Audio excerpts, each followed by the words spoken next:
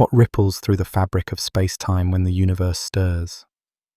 How can we catch whispers of colliding stars and black holes? What stories lie hidden in the faint tremors of the cosmos? In the quiet stillness of a starry night, the cosmos seems peaceful and unchanging. The sky above stretches out like a boundless canvas of darkness, dotted with tiny lights that have twinkled for eons. It's easy to imagine space as an empty void, cold and silent and still. But beneath that silence lies a gentle secret. Space is not truly empty, and it is never completely still. In truth, space and time are woven together into a vast, invisible fabric. A fabric that can bend, stretch, and even ripple, ever so softly, in response to the movements of the universe. Imagine this cosmic fabric as a tranquil, glassy lake, stretching out in all directions. Just as a calm lake can hold the reflection of the moon without a single ripple, space-time too can appear perfectly still. Yet, if you drop a pebble into a lake, gentle ripples spread across the water. In much the same way, if something sudden or violent happens in space, a star exploding, or two massive bodies meeting, waves of distortion can ripple through that cosmic fabric. These ripples are usually far too tiny to notice, fading to nothing by the time they reach our little corner of the universe. But they carry with them a whisper of what happened, a faint echo moving silently through space-time. Massive objects like stars and planets rest on this flexible cosmic sheet, each one making a gentle dimple in the fabric. Picture the sun sitting in space-time like a heavy sphere on a soft blanket, the fabric dipping around it. The Earth rolls along that dip, circling the sun, not because of an invisible tether, but because it follows the curves in space itself. What we feel as gravity is really the shape of space-time guiding planets, moons, and stardust on their paths. This graceful picture of gravity shows us that space isn't a rigid emptiness at all, but something alive with shape and contour. Most of the time, the cosmic fabric only curves gently around these celestial bodies. Space holds them softly in its embrace, and all is calm. But when something abrupt or violent happens, imagine two black holes spiraling together, or a star collapsing in on itself. That tranquil fabric shudders. Like a sudden breeze across our once calm lake, tiny waves race outward. These waves ripple across the universe, carrying a faint memory of that distant drama. By the time they wash over us, they are incredibly subtle, stretching and squeezing the space we live in by an almost imperceptible amount. For ages, these cosmic ripples pass through Earth unnoticed, lost in the quiet background of the universe. Not so long ago, in the grand scheme of time, we began to realize this subtle truth about space and time. Just over a century past, a brilliant thinker envisioned the universe as this responsive fabric. He understood that what we call gravity is the bending of space itself, and he suspected that if massive objects moved or collided, they would send gentle tremors through the very structure of space-time. At first, it was a strange and almost unbelievable idea, ripples in something as vast as space. Yet this was the dawn of a new understanding. The silent canvas of the cosmos could indeed stir with hidden vibrations, waiting for someone to listen. That visionary mind was Albert Einstein. In the early 20th century, Einstein peered beyond the ordinary appearance of the world and reimagined the nature of gravity. He saw space and time as a unified fabric and understood that what we feel as gravity is not a mysterious force pulling from afar, but the gentle sag of space-time around a mass. In 1916, building on this idea, Einstein predicted something astonishing. If a massive object were to move suddenly, Or if two big objects were to dance around each other, they would stir up ripples in space-time. These ripples, he proposed, would travel outward like the sound of a distant bell, faint and far-reaching. He called them gravitational waves. At the time, this concept was nothing short of revolutionary. The idea that space itself could shimmy and shake was difficult to grasp. Many scientists greeted Einstein's prediction with fascination, but also doubt. Such waves, if they existed, would be extraordinarily weak by the time they crossed the vast distances to Earth. Einstein believed they were real, but he suspected they might be forever beyond our reach, mere whispers too quiet to detect with any technology of the day. For decades, gravitational waves remained a theoretical secret, buried in Einstein's equations, with no proof that they truly travelled through the darkness between the stars. Einstein's revelations hinted at a restless cosmos, full of subtle distortions and motions. Yet, even as he uncovered this dynamic vision of gravity, Einstein himself initially imagined the universe on the largest scale as something static, fixed in an eternal, unchanging balance. In the early 20th century, many believed that the stars and galaxies were arranged in a stable, everlasting configuration, a cosmic tapestry that had always been and would always remain the same. The idea of a universe that could expand, contract, or evolve was hard to accept. It was as if they pictured a great cosmic ocean that might ripple in places, but never flow or change as a whole. The notion of a perfectly still universe was destined to crumble. Before long, observations revealed that the cosmos was not a silent, fixed stage after all. The universe had its own gentle motions and transformations underway, a reality far less static than what had been assumed. For a long time, the universe was imagined as a calm, unchanging realm. Generations of stargazers looked up and saw the same familiar patterns of stars each night, year after year, and believed the heavens were fixed and eternal. The idea was comforting, a timeless cosmos where everything had its place. Even Einstein, with all his revolutionary ideas, initially held on to the notion of a static universe. He, like many others, pictured the cosmic stage as permanently set, the celestial bodies moving perhaps locally, but the universe as a whole staying the same forever. But this comforting stillness was an illusion. In the 1920s, astronomers peered deeper into space and noticed something astonishing. Distant galaxies were receding from us. Their light stretched into softer, redder hues. It was as if the space between those galaxies and our own was gently expanding. The universe, they realized, was growing. Space itself was slowly stretching, like a vast, quiet balloon, inflating over billions of years. This meant the cosmos was not static at all. It was changing, subtle as it seemed. The very fabric of the universe was in motion, carrying galaxies apart in a cosmic drift. Even closer to home, nothing stands truly still. Our Earth is spinning and racing around the sun at immense speeds, yet we do not feel it under our feet. The sun itself is gliding around the center of our Milky Way galaxy, taking the planets and us along on a 200 million year journey for one orbit. Every star we see is in motion, some drifting alone through space, others orbiting in clusters or around hidden partners. From our limited perspective, these changes are imperceptibly slow.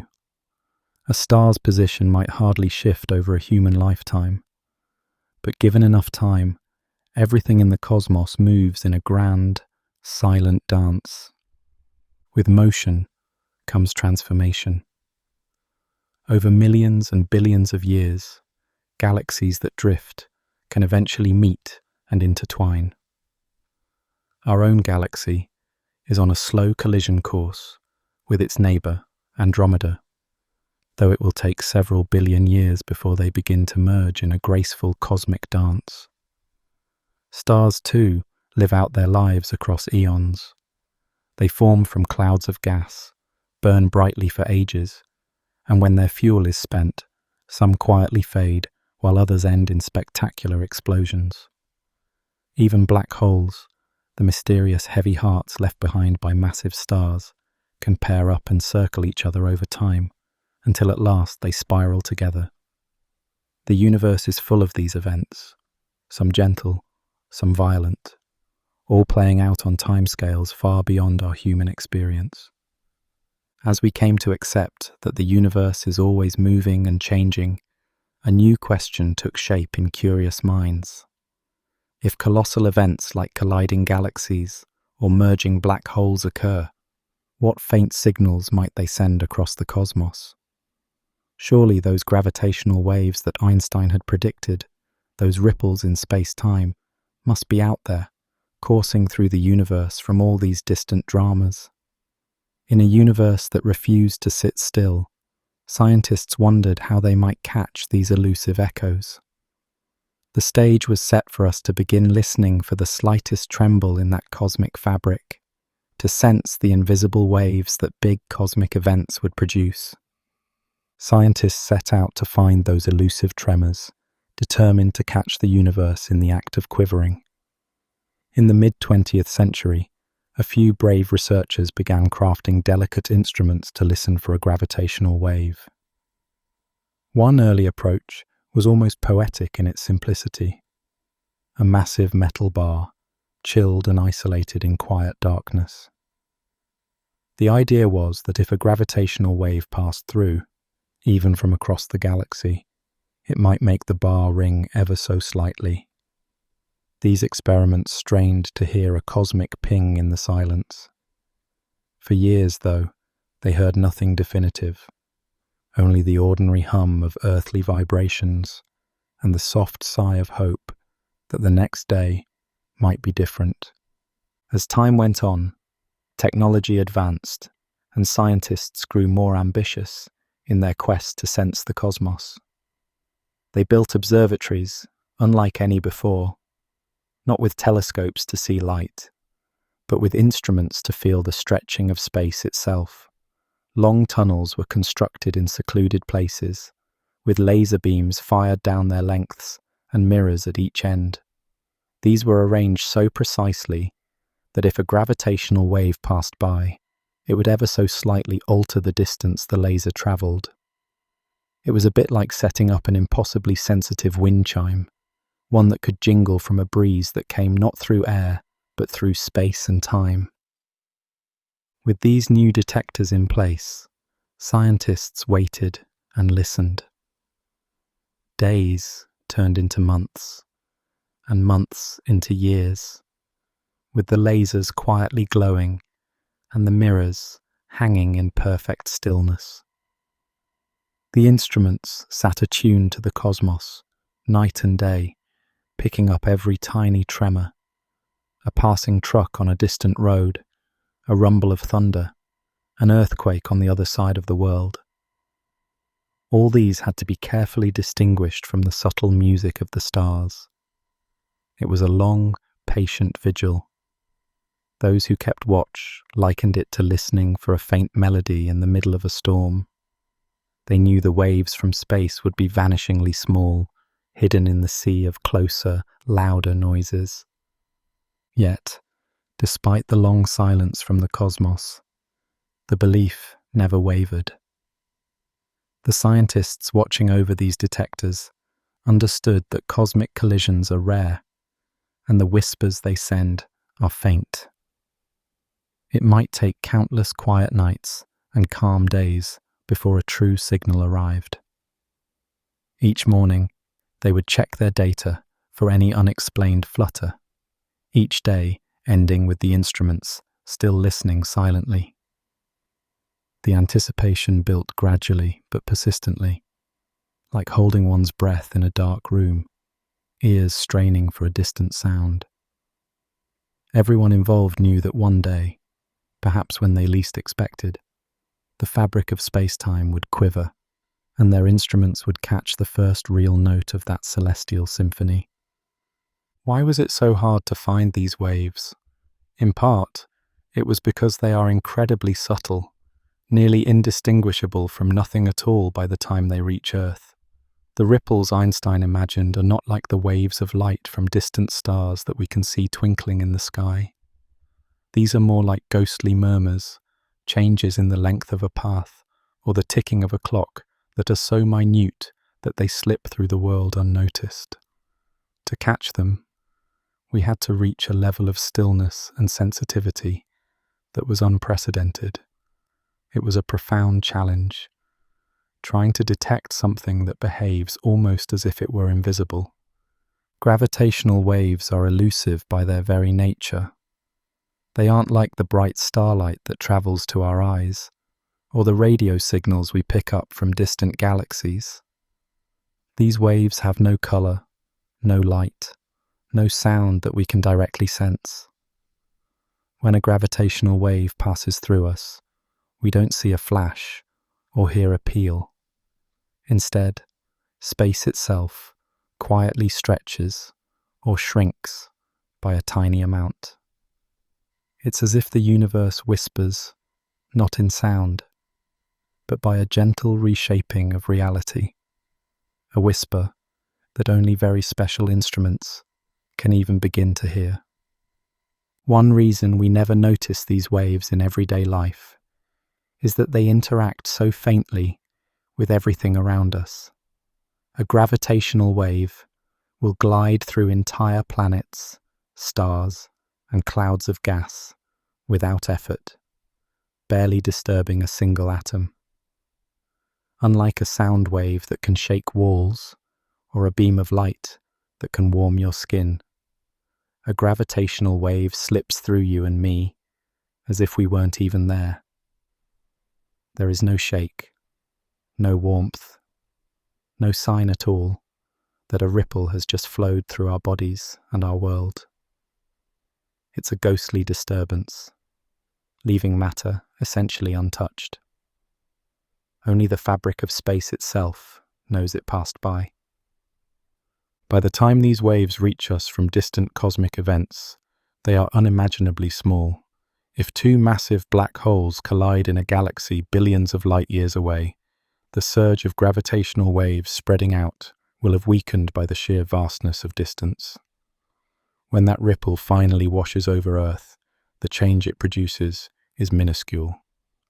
To picture it, imagine the distance from the Earth to the Sun, about 150 million kilometers, altered by a width smaller than a single atom.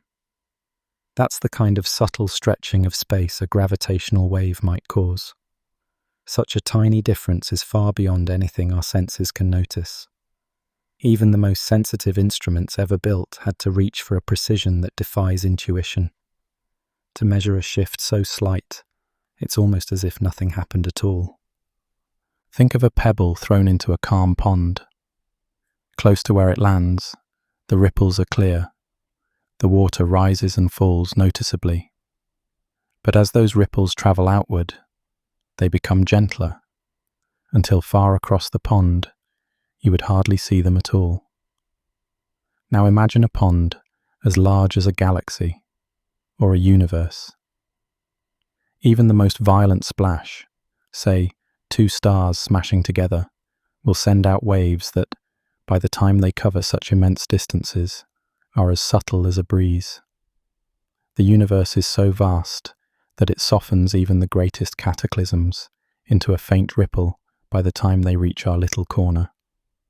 And so, the gravitational waves that arrive at Earth are the faintest of echoes of events that were unimaginably powerful where they happened. It's startling to realize that what is a barely detectable whisper here on Earth began as a roaring shout at its source. Up close to a pair of merging black holes, space shakes and rings vigorously. In those final moments of collision, the energy carried by gravitational waves is colossal, momentarily outshining even the light from all the stars in the universe. Yet, because that energy is dispersed across the expanding sphere of space, by the time it reaches us, it's spread thin. We receive only a tiny remnant of the original wave, a distant tingle from a profound cosmic event. Our detectors don't so much see the grandeur of the event as pick up the faint footprint it left on the fabric of spacetime. Catching such a ghostly signal required extraordinary patience and ingenuity. It meant isolating from every other rumble and jolt, creating a sanctuary of stillness on a restless planet. The instruments had to be so precise that even distant thunder or a passing train could mask the wave. Bit by bit, scientists learned how to filter out these earthly noises. They tuned their detectors to focus only on the gentle, specific frequencies a gravitational wave would sing. It was as if they were trying to hear a single flute note during a thunderstorm, and they needed to hush the storm. This quest demanded not only advanced technology, but a deep understanding of the signals and the noise, and a confidence that something real was hiding in that silence.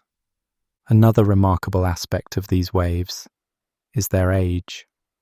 The signals we strain to detect today often began their journey across the universe long, long ago.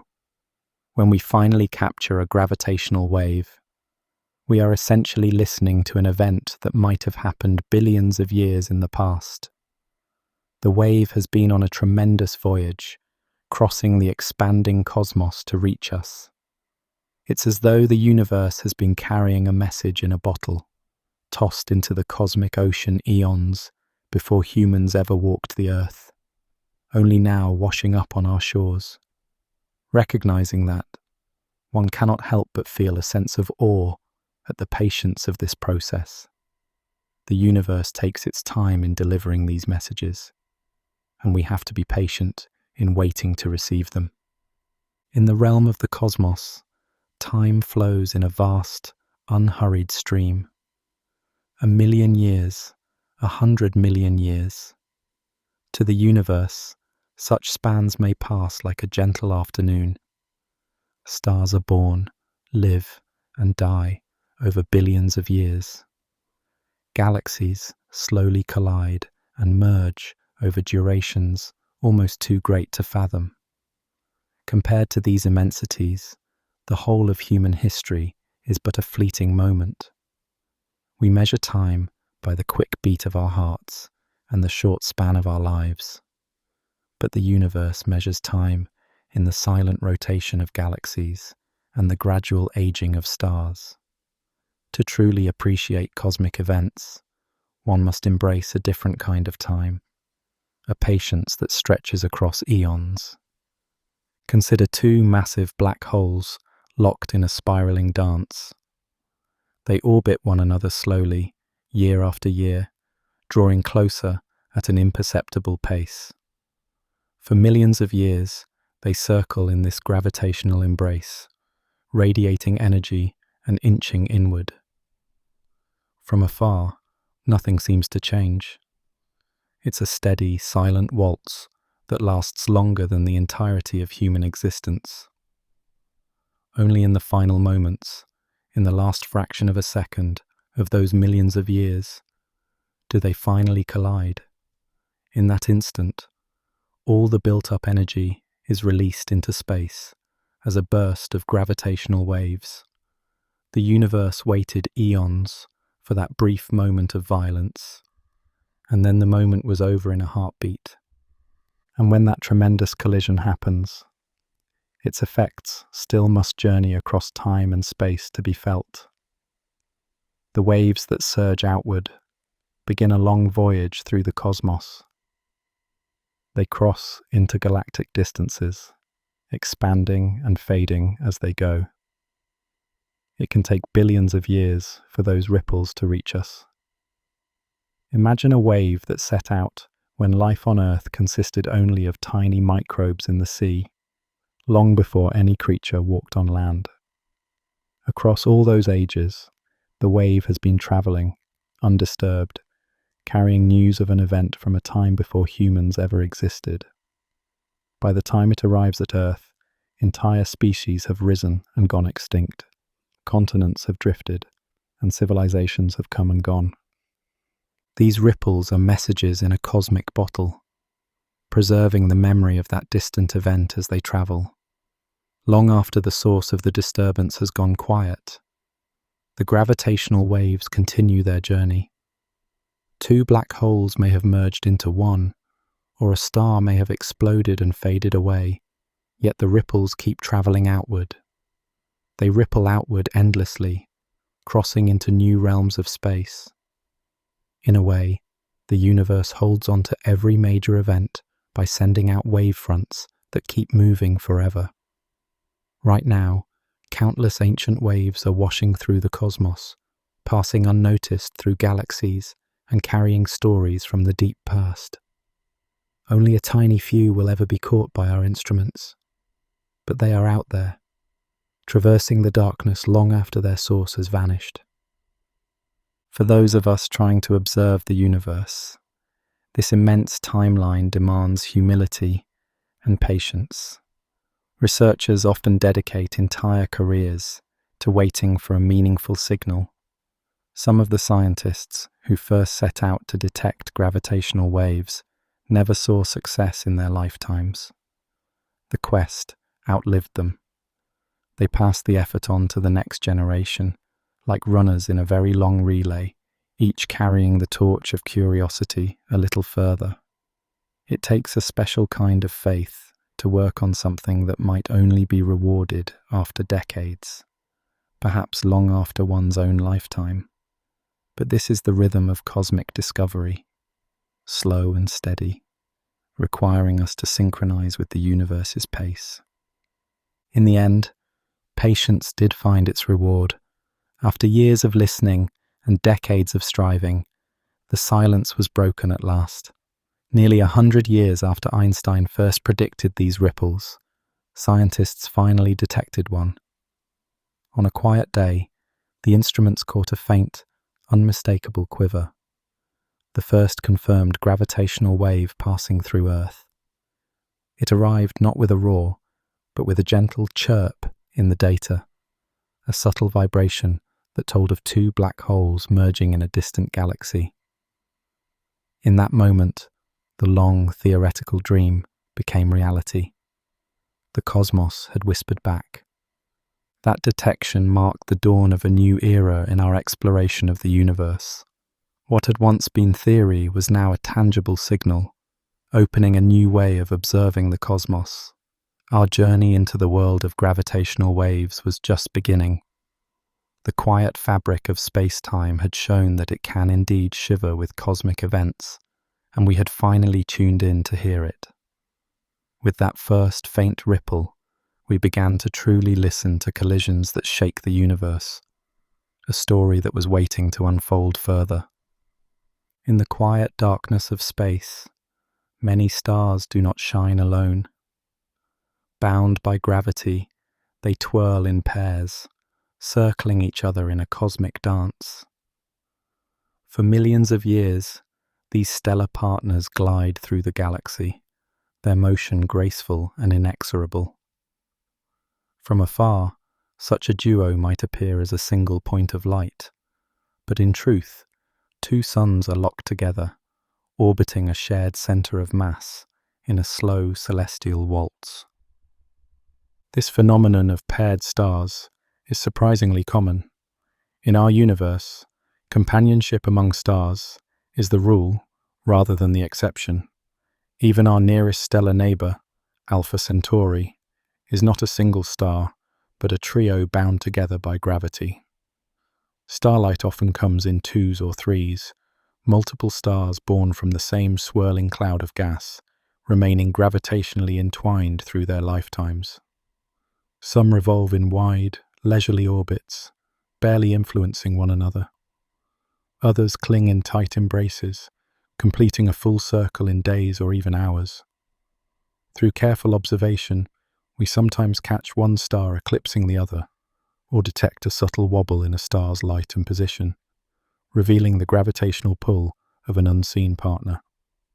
Such clues tell us that what looks like a solitary star can in fact be a duo performing an ancient dance. With time, the relationships of these stellar pairs can grow complex and dramatic.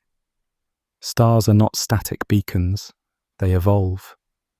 As one star in a pair exhausts its nuclear fuel, it may swell into a red giant, expanding outward in its old age. If its partner orbits close, the giant's outer layers can spill toward the companion, drawn by the companion's gravity. Picture a stream of stardust and gas flowing across space from one star to the other. A slow, shimmering transfer of matter from the bloated giant to its smaller partner. The smaller star gains mass and heat, flaring brighter from the fresh fuel, while the giant star may be gradually stripped of its own outer layers. These interactions bind the two stars' fates even tighter, as though the act of sharing material knits them into a single system. In some cases, they even shroud themselves in a common envelope of gas, both stars orbiting within a shared cocoon, spiraling together like dancers wrapped in the same flowing cloak. Gravity, ever patient and relentless, can tighten the orbit of binary stars further. Over eons, especially in pairs that are very close together, the dance quickens. As each star circles, it emits tiny ripples in spacetime, gravitational waves that carry a bit of orbital energy away into the universe. The loss of energy is minute from one orbit to the next, but over thousands, millions, and billions of years, it adds up. The partners draw nearer, their duet accelerating from a stately waltz to a faster, dizzying spin. What was once a safe distance between them can shrink until they are perilously close. The culmination of this cosmic dance can be explosive. Some binary pairs end their lives in spectacular fashion. If one star grows too massive, or if both stars spiral close enough, they may eventually merge. Two stellar hearts can collide, coalescing into a single, larger star, or triggering a titanic explosion. Such collisions release enormous energy, momentarily outshining whole galaxies. In other cases, a different fate awaits. One star might undergo a violent demise, a supernova, blasting its outer layers into space and leaving behind a dense core. If the two were bound tightly, the second star might soon follow suit, each supernova creating exotic stellar remnants. The binary that began as two ordinary suns could end as a pair of strange, compact objects, still gravitationally bound and continuing their dance on a much smaller, darker stage.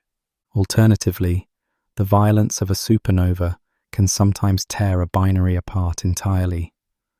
The sudden blast and loss of the star's mass may free the companion from its orbit, flinging it off at great speed into interstellar space. Many solitary stars found zooming rapidly through the galaxy, so-called runaway stars, are thought to be former binary members ejected when their partner exploded. Imagine a particularly dramatic scenario. Two hefty stars born together in a distant corner of the galaxy. For ages they orbit peacefully, sharing their light with their surroundings. Yet deep within, each star hides a ticking time bomb in its core, an engine of nuclear fusion that will one day run out of fuel. One star lives its life faster and eventually dies in a cataclysm, collapsing into an ultra-dense neutron star, an object with more mass than the Sun crammed into a sphere only the size of a city. Not long after, its companion star also exhausts its life's fuel and explodes, likewise collapsing into a neutron star. Now the binary has transformed into a pair of neutron stars, two stellar corpses each, only a few miles across, yet incredibly massive. These two dense remnants continue to circle each other, unseen, except perhaps as faint pulsing radio beacons, if their magnetic fields and rotation line up just right with our viewpoint. Their dance is now tighter and faster, and with every orbit, space-time ripples carry away a bit more of their orbital energy. For countless millennia, this neutron-star duo spirals ever closer. What began as a wide separation narrows day by day, then mile by mile, then yard by yard, as gravity draws them in. As they draw nearer, they whip around each other many times each second, like two whirling weights on an increasingly short tether. The very fabric of space around them trembles with their rapid motion. Eventually, the distance between these two incredibly dense stars becomes minuscule, just a few dozen kilometers apart, and shrinking fast. The gravitational pull between them is almost unimaginable, and each neutron star raises tides on the other, warping and distorting their crusts. They are on the brink of a final, fatal embrace. In the silent emptiness of space, a great drama is about to unfold. The two neutron stars are destined to collide, and the moment is finally at hand. Their orbital dance can no longer hold them apart. In their next few orbits, they will crash together, merging in a flash of violence that sends new kinds of waves and light surging out into the cosmos. A tremendous release of energy is imminent. These dancing stellar partners, after an eons-long courtship, are about to meet as one. The stage is set for a collision that will shake the universe, a stellar clash on a small scale, with consequences that will be visible and audible across space and time. The final moments of the neutron star's dance have arrived. In the next heartbeat of cosmic time, the two neutron stars finally collide. They slam together with unimaginable force, merging violently after their long spiral inward.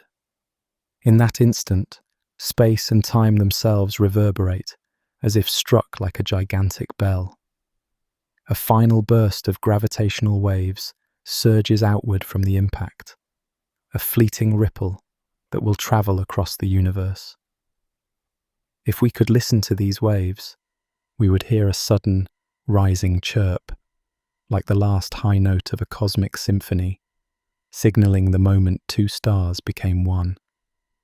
The collision unleashes a calamitous explosion. The bulk of the two neutron stars' mass is suddenly combined into a single, ultra-dense object.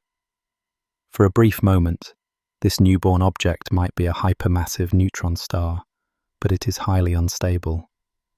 In the blink of an eye, it may collapse further under its own tremendous gravity, forming a new black hole at the center of the wreckage. Surrounding this infant black hole, or the massive neutron star, if only for a moment, is a swirling tempest of superheated matter. Neutron-rich material torn from the stars is thrown outwards at nearly a tenth the speed of light, forming an expanding cloud of debris. At the same time, some of the material plunging inward is redirected and squeezed out along the magnetic poles of the merging system. It forms a pair of fierce jets that erupt from the north and south poles at nearly the speed of light.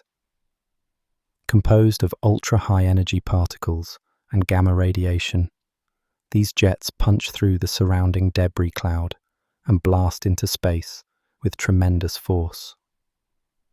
They effectively drill clear paths through the expanding cloud, tunneling outward and carrying away a significant portion of the merger's energy. Moments after the stars merge, a flash of extremely energetic light heralds the event. The polar jets produce an intense burst of gamma rays, the highest energy form of light. For observers with the right instruments, it is as if a sudden flashbulb went off in the gamma ray sky. This is known as a short gamma ray burst, a brief, powerful flash that lasts only a second or two, unleashed by the collision of neutron stars. Had we been watching with a gamma-ray telescope, we'd have seen that burst at virtually the same time the gravitational waves washed over us. In fact, on Earth, astronomers did witness such a flash, accompanying gravitational waves from a neutron star merger, confirming a long-held suspicion that these cosmic bursts of gamma rays are often birthed by merging neutron stars. Meanwhile, the expanding debris cloud from the merger becomes the stage for a different kind of light show. The neutron star matter flung into space is astonishingly exotic. It is rich in neutrons and extremely radioactive. As this hot debris cloud billows outward, it begins to glow. In the first hours, the glow burns in a fierce blue-white hue, heated by the most unstable of the freshly created elements. But as the hours turn to days, the light from the cloud evolves. The brilliant blue fades, and a reddish hue takes over, deepening as the cloud expands and cools. This fading, color-shifting display is the telltale signature of what astronomers call a kilonova, a transient flare roughly 1,000 times brighter than a typical nova. It is a cosmic fireworks show that lingers for days to weeks. Over time, it gradually dims as the energy from the collision radiates away into space. When the radioactive glow finally subsides, the kilonova fades back into darkness, leaving behind a cloud of newly forged elements strewn into the surrounding space. Within that glowing cloud, alchemy on a cosmic scale is taking place. In the extreme crucible of the collision, atomic nuclei capture neutrons and build heavier and heavier elements. All the while, these newborn heavy atoms are undergoing radioactive decay, releasing energy that contributes to the kilonova's glow. In mere seconds, elements that took eons to speculate about are forged outright.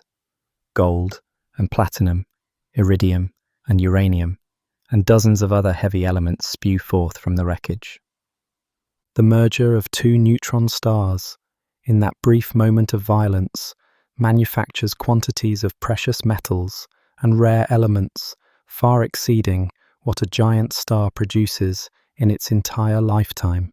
No ordinary stellar process comes close to yielding such a bounty. As the debris expands, these newly forged elements mix into the surrounding space. A single collision can create mountains of gold and platinum, by some estimates, enough to equal the mass of several Earths, and disperse them into the cosmic void. It is humbling to imagine that atoms now scattered in our solar system may have been forged in such an event. The gold in a ring on a finger, the iodine in the human body, or the uranium deep in Earth's crust could very well be souvenirs of an ancient neutron star collision that occurred long before the Earth formed. Through these collisions, neutron stars become creators, seeding the galaxies with the heaviest elements. In their death throes, these tiny, dense stars bear gifts that will become parts of new stars, new planets, and perhaps new life, billions of years in the future. As the fireworks of the kilonova gradually subside, what remains at the site of the collision?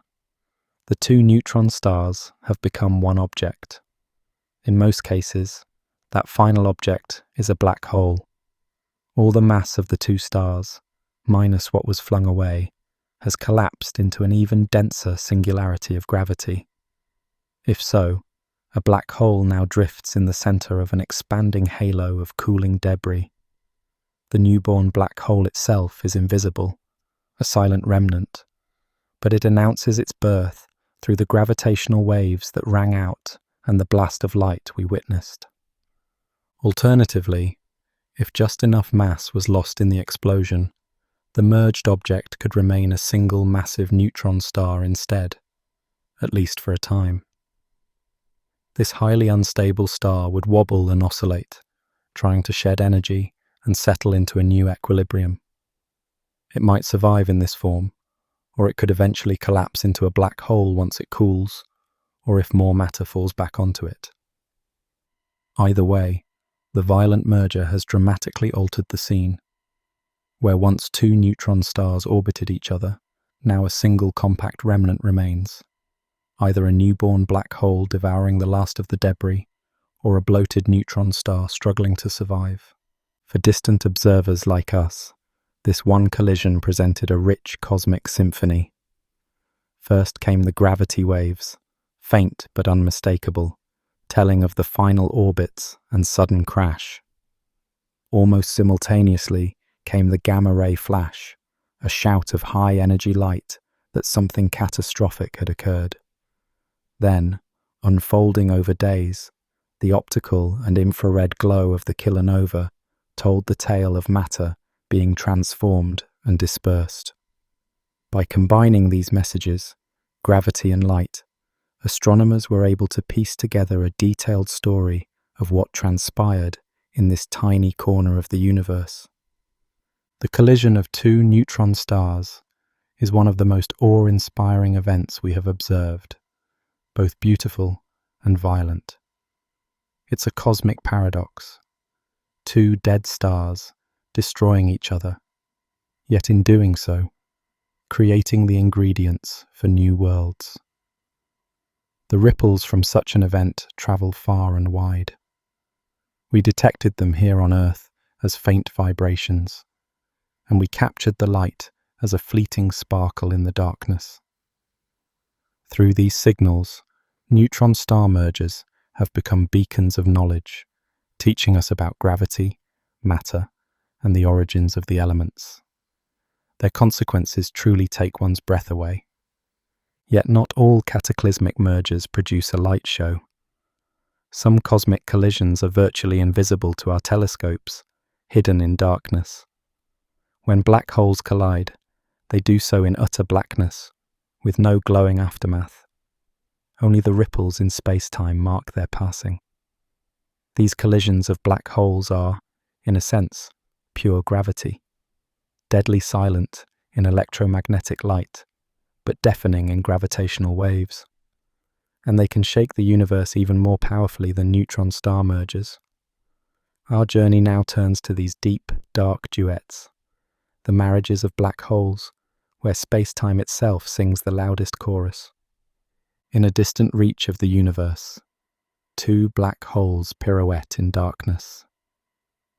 These black holes are the silent remnants of once mighty stars, each containing the crushed core of a star that died long ago. Now, they orbit one another in an eternal night, unseen directly by any eyes or telescopes. No light radiates from these dark bodies. Only their gravitational presence is felt.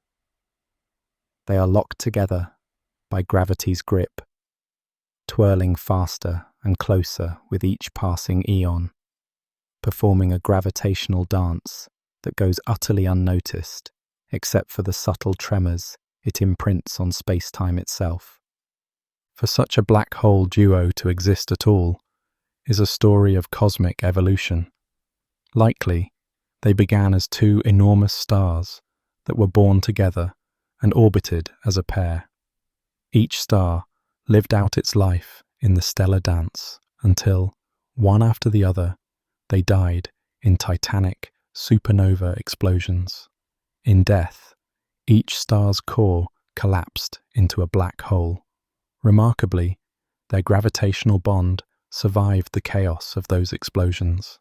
Instead of being flung apart, the two newly born black holes remained tethered, continuing to orbit one another just as their progenitor stars did, only now in utter darkness. As the black holes spiral inward, their orbit quickens. Eons of slow circling have given way to a frantic whirl in the final few orbits. In the emptiness around them, there is no grand explosion of light, no bright star to herald their coming merger. Instead, space itself becomes their instrument. With every loop they make, the fabric of space-time ripples outward in gravitational waves, carrying away energy and momentum. These waves grow stronger and more rapid as the two black holes draw nearer. In the last seconds, the black holes are moving at appreciable fractions of the speed of light, tracing tighter and tighter orbits. The rhythm of their dance becomes a roar in gravitational terms, though still completely invisible in light. Then, at the climax of this cosmic dance, the two black holes collide and merge. They smash together in almost complete silence, at least in terms of electromagnetic radiation. There is no flash, no supernova flare, nothing that would be visible to a distant observer with a regular telescope. Instead, the merger's drama plays out in the arena of gravity. As the black holes coalesce, their event horizons, the surfaces beyond which nothing can escape, stretch and merge into one. For a brief moment, the newly formed single black hole is distorted, like a bell that has been struck. It vibrates and settles into a spherical shape, and in doing so, it rings down, emitting a final burst of gravitational waves. This is the grand finale of the black hole duet, a resonant vibration of space-time that carries away the energy of the collision. That energy is astonishing. In the final fraction of a second before the black holes become one, they release more power in gravitational waves than all the stars in the observable universe emit in light at that same moment. Imagine that for an instant. Every galaxy, every sun, every flame in the cosmos together does not outshine the gravitational flash of these two merging black holes.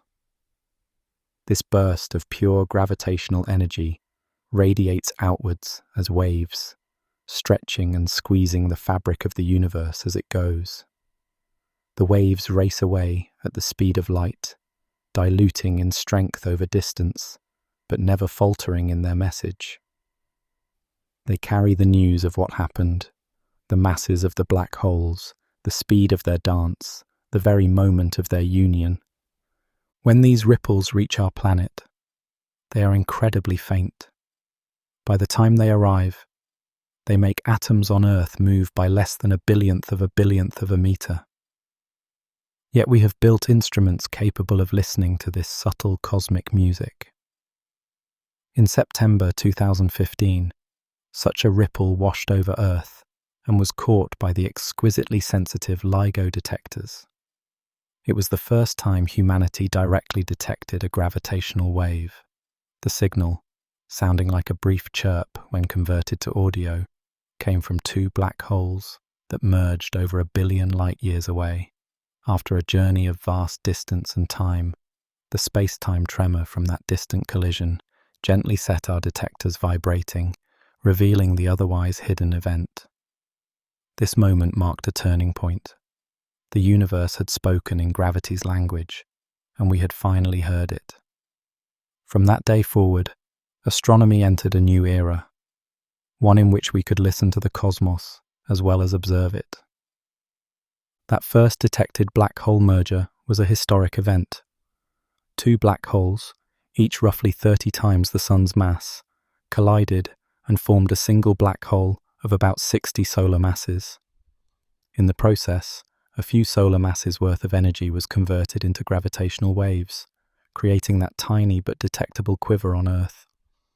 Since that groundbreaking discovery, our gravitational wave observatories have gone on to hear dozens of such black hole collisions.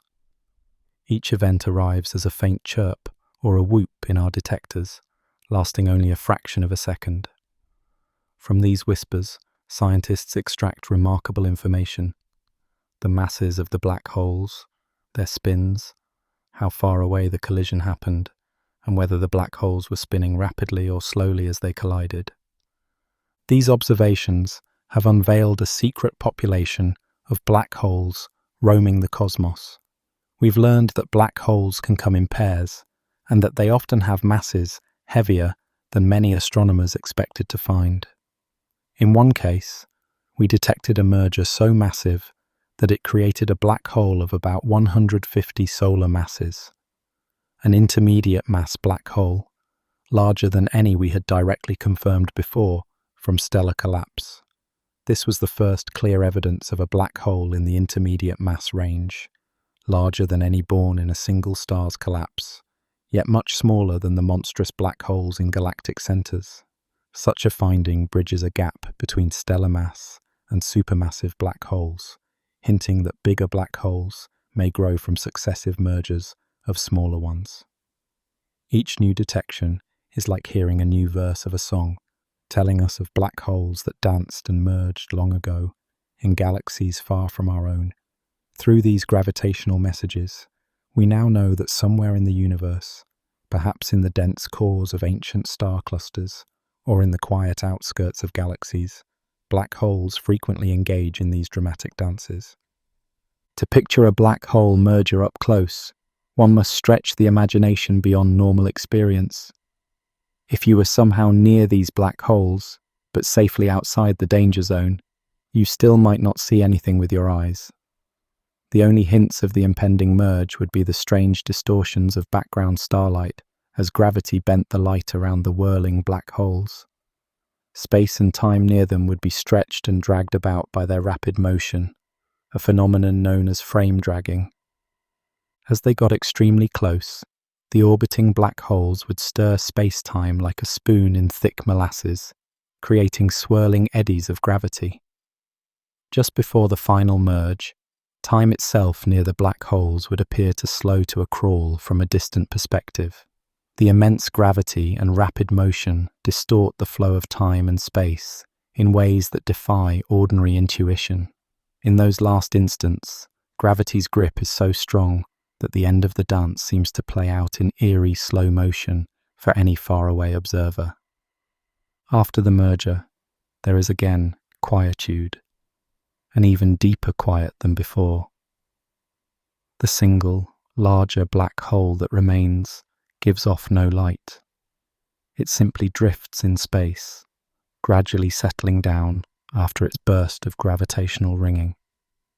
Any tenuous gas or dust that happened to be around might briefly glow from being disturbed, but in many cases there is little or no material nearby to illuminate. All that's left is the gravitational imprint of what transpired, waves that have long since spread outwards. The event is over. The performers, now one, have exited the stage, and nothing visible marks the spot where the dramatic collision occurred. Though they are invisible and mute in light, black hole mergers are far from insignificant.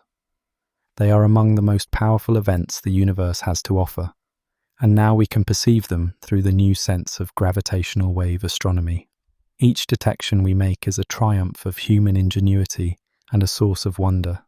It is as if we have tapped into a silent film of the cosmos and given it a soundtrack. Through gravitational waves, the collisions of black holes have become not only mathematical predictions, but tangible, almost experiential occurrences. We listen to the universe, and it tells us of black holes crashing together in distant darkness. Black hole duets, once purely theoretical, are now a regularly observed cosmic phenomenon. And with each one we observe, we deepen our understanding of gravity and extreme physics.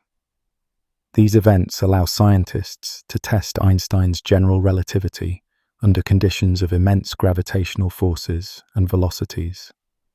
So far, Einstein's theory has passed every test. The waves travel at the speed of light, and their shapes match the predictions of merging black holes almost perfectly. Still, scientists closely examine each new signal for any slight anomaly, any subtle deviation that might hint at new physics. Thus far, none have appeared, but the hope remains that one day a black hole merger may reveal something unexpected, a tiny clue that gravity behaves differently under these extreme conditions than we thought. Through gravitational waves, Collisions that were once dark and silent have become part of our observable universe. Each new observation teaches us something about the cosmos that we couldn't learn from light alone.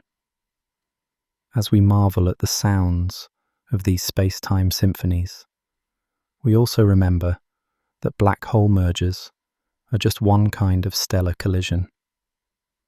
They produce no light, but other types of stellar crashes, like those involving white dwarfs, can create spectacular fireworks visible across space.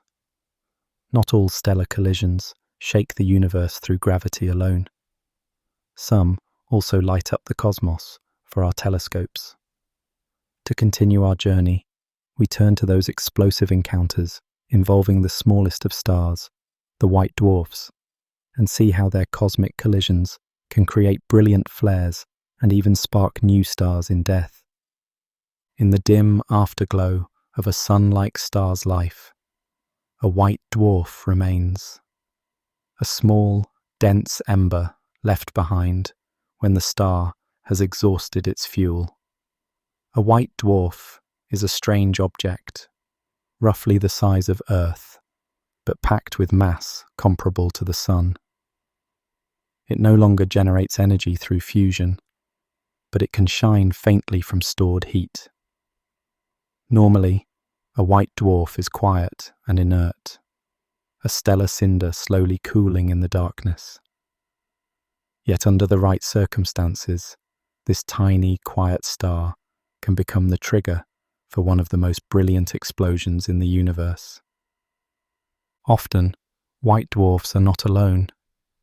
Many orbit in binary systems, paired with another star.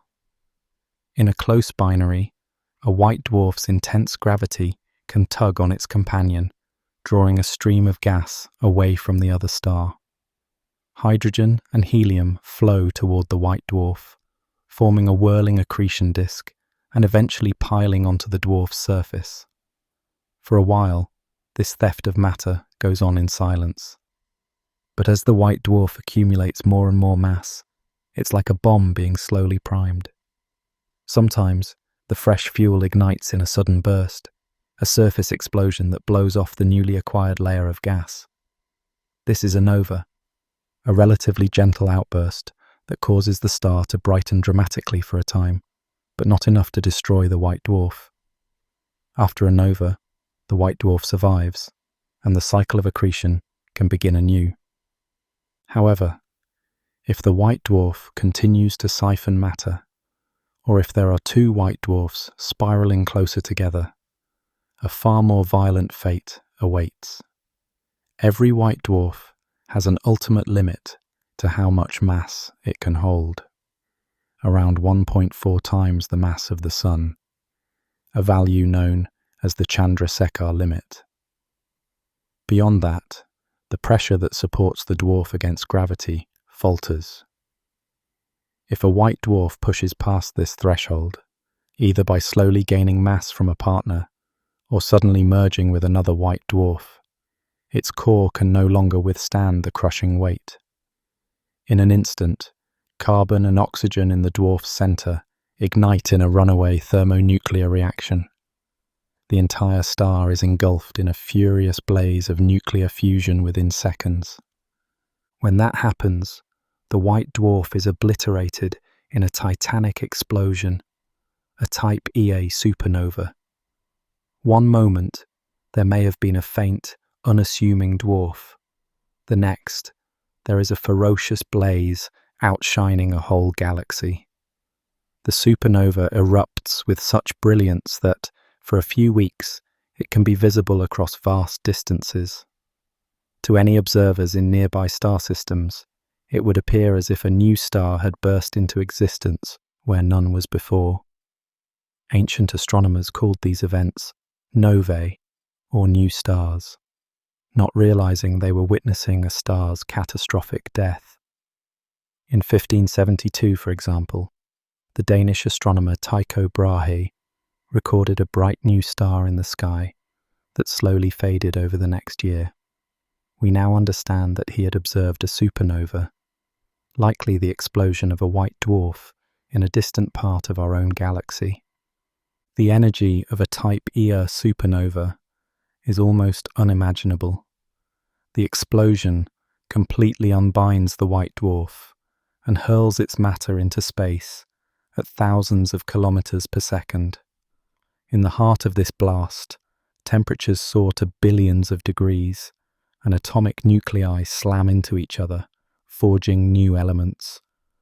Whereas the merger of neutron stars creates the heaviest of elements, the thermonuclear fire of a Type 1a supernova produces a bounty of intermediate weight elements, a wealth of iron, nickel, and silicon, among others. These freshly minted atoms are flung outward with the expanding debris cloud. What remains after the explosion is no star at all, but an expanding shell of glowing gas, the supernova remnant, marking the spot of the detonation. Over centuries, this shell will cool and dissipate, mixing its enriched gases with the interstellar medium, seeding future generations of stars and planets with those elements. Incredibly, these white dwarf explosions have served as cosmic mileposts for human astronomers. Because the conditions of the blast are similar each time, Type 1a supernovae tend to reach nearly the same peak brightness wherever they occur. By comparing how bright they appear from Earth to that known intrinsic brightness, scientists can gauge their distance. Around the turn of the 21st century, observations of distant Type Ia supernovae revealed that those stellar explosions were dimmer than expected, implying they were farther away than models predicted. This led to the stunning discovery that the expansion of the universe is accelerating, driven by a mysterious force we now call dark energy. Thus, the collisions and explosions of humble white dwarfs have illuminated not just their host galaxies, but fundamental truths about the cosmos. Type Ia supernovae are relatively rare in any given galaxy, roughly on the order of one per few centuries in the Milky Way.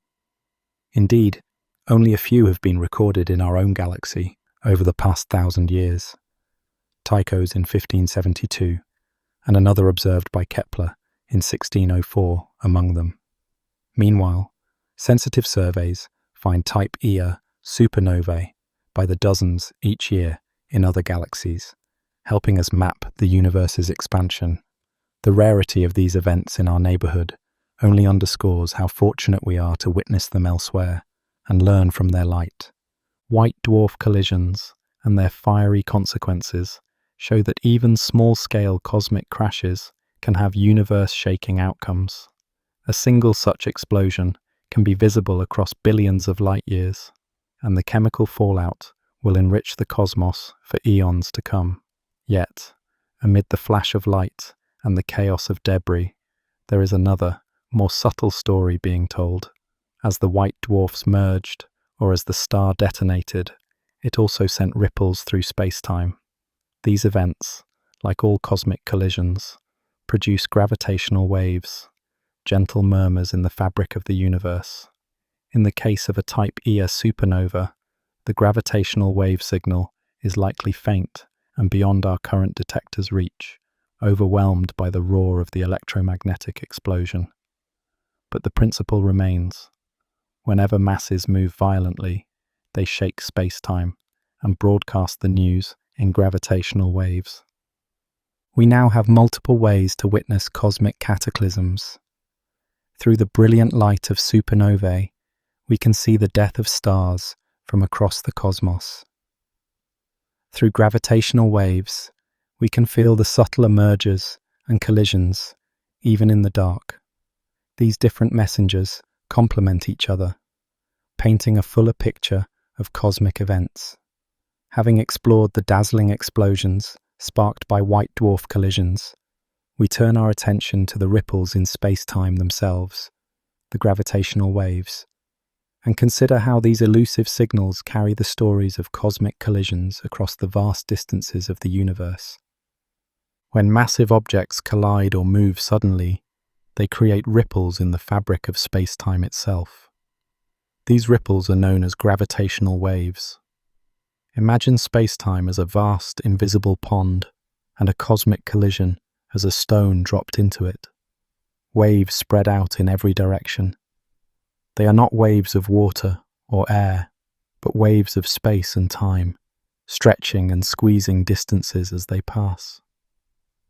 Albert Einstein first predicted their existence over a century ago, but only in recent years have we been able to detect them directly. Gravitational waves travel at the speed of light through the universe, carrying with them the story of the cataclysm that created them. In the 1970s, indirect proof of gravitational waves came from a unique binary pulsar discovered by Russell Hulse and Joseph Taylor. These two neutron stars were observed to gradually spiral closer together over time, losing orbital energy at exactly the rate Einstein's theory predicted for gravitational wave emission. The slowing of their orbit provided strong evidence that gravitational waves were real and carrying away energy. It earned Hulse and Taylor a Nobel Prize and gave scientists confidence that these ripples of spacetime truly exist. Encouraged by such evidence, researchers around the world embarked on an ambitious quest to detect gravitational waves directly. Unlike light, which can be blocked or absorbed by dust and gas, gravitational waves barely interact with matter. They pass freely through entire galaxies, stars, and clouds of gas, hardly attenuated at all. This means that the message they carry arrives in pristine condition, unaltered by the long journey. A gravitational wave reaching Earth is essentially the same shape as when it first emerged from a distant collision, save for its weakening in amplitude over vast distances. In a very real sense, gravitational waves are direct messengers from violent events across the cosmos, bringing us information that light might never reveal. The information encoded in gravitational waves is rich and unique. As two objects spiral together, be they neutron stars, black holes, or white dwarfs, their gravitational dance imprints a distinct pattern on the waves. The frequency and amplitude of the waves change as the orbit tightens and speeds up. By the time the final merger occurs, the wave pattern rises to a rapid crescendo and then abruptly ceases, like a musical phrase that ends in a sudden stop. By studying these waveforms, scientists can decipher the story of the event: how massive the objects were, how fast they spun, how far away the merger took place, and even details about the object's structure. It's as if the gravitational waves carry a signature or fingerprint of the catastrophe, allowing us to read the properties of things we cannot see directly. Detecting these whispers of space-time, however, is an immense challenge. By the time gravitational waves from a distant source reach us, even those from the mightiest collisions make only the tiniest disturbance.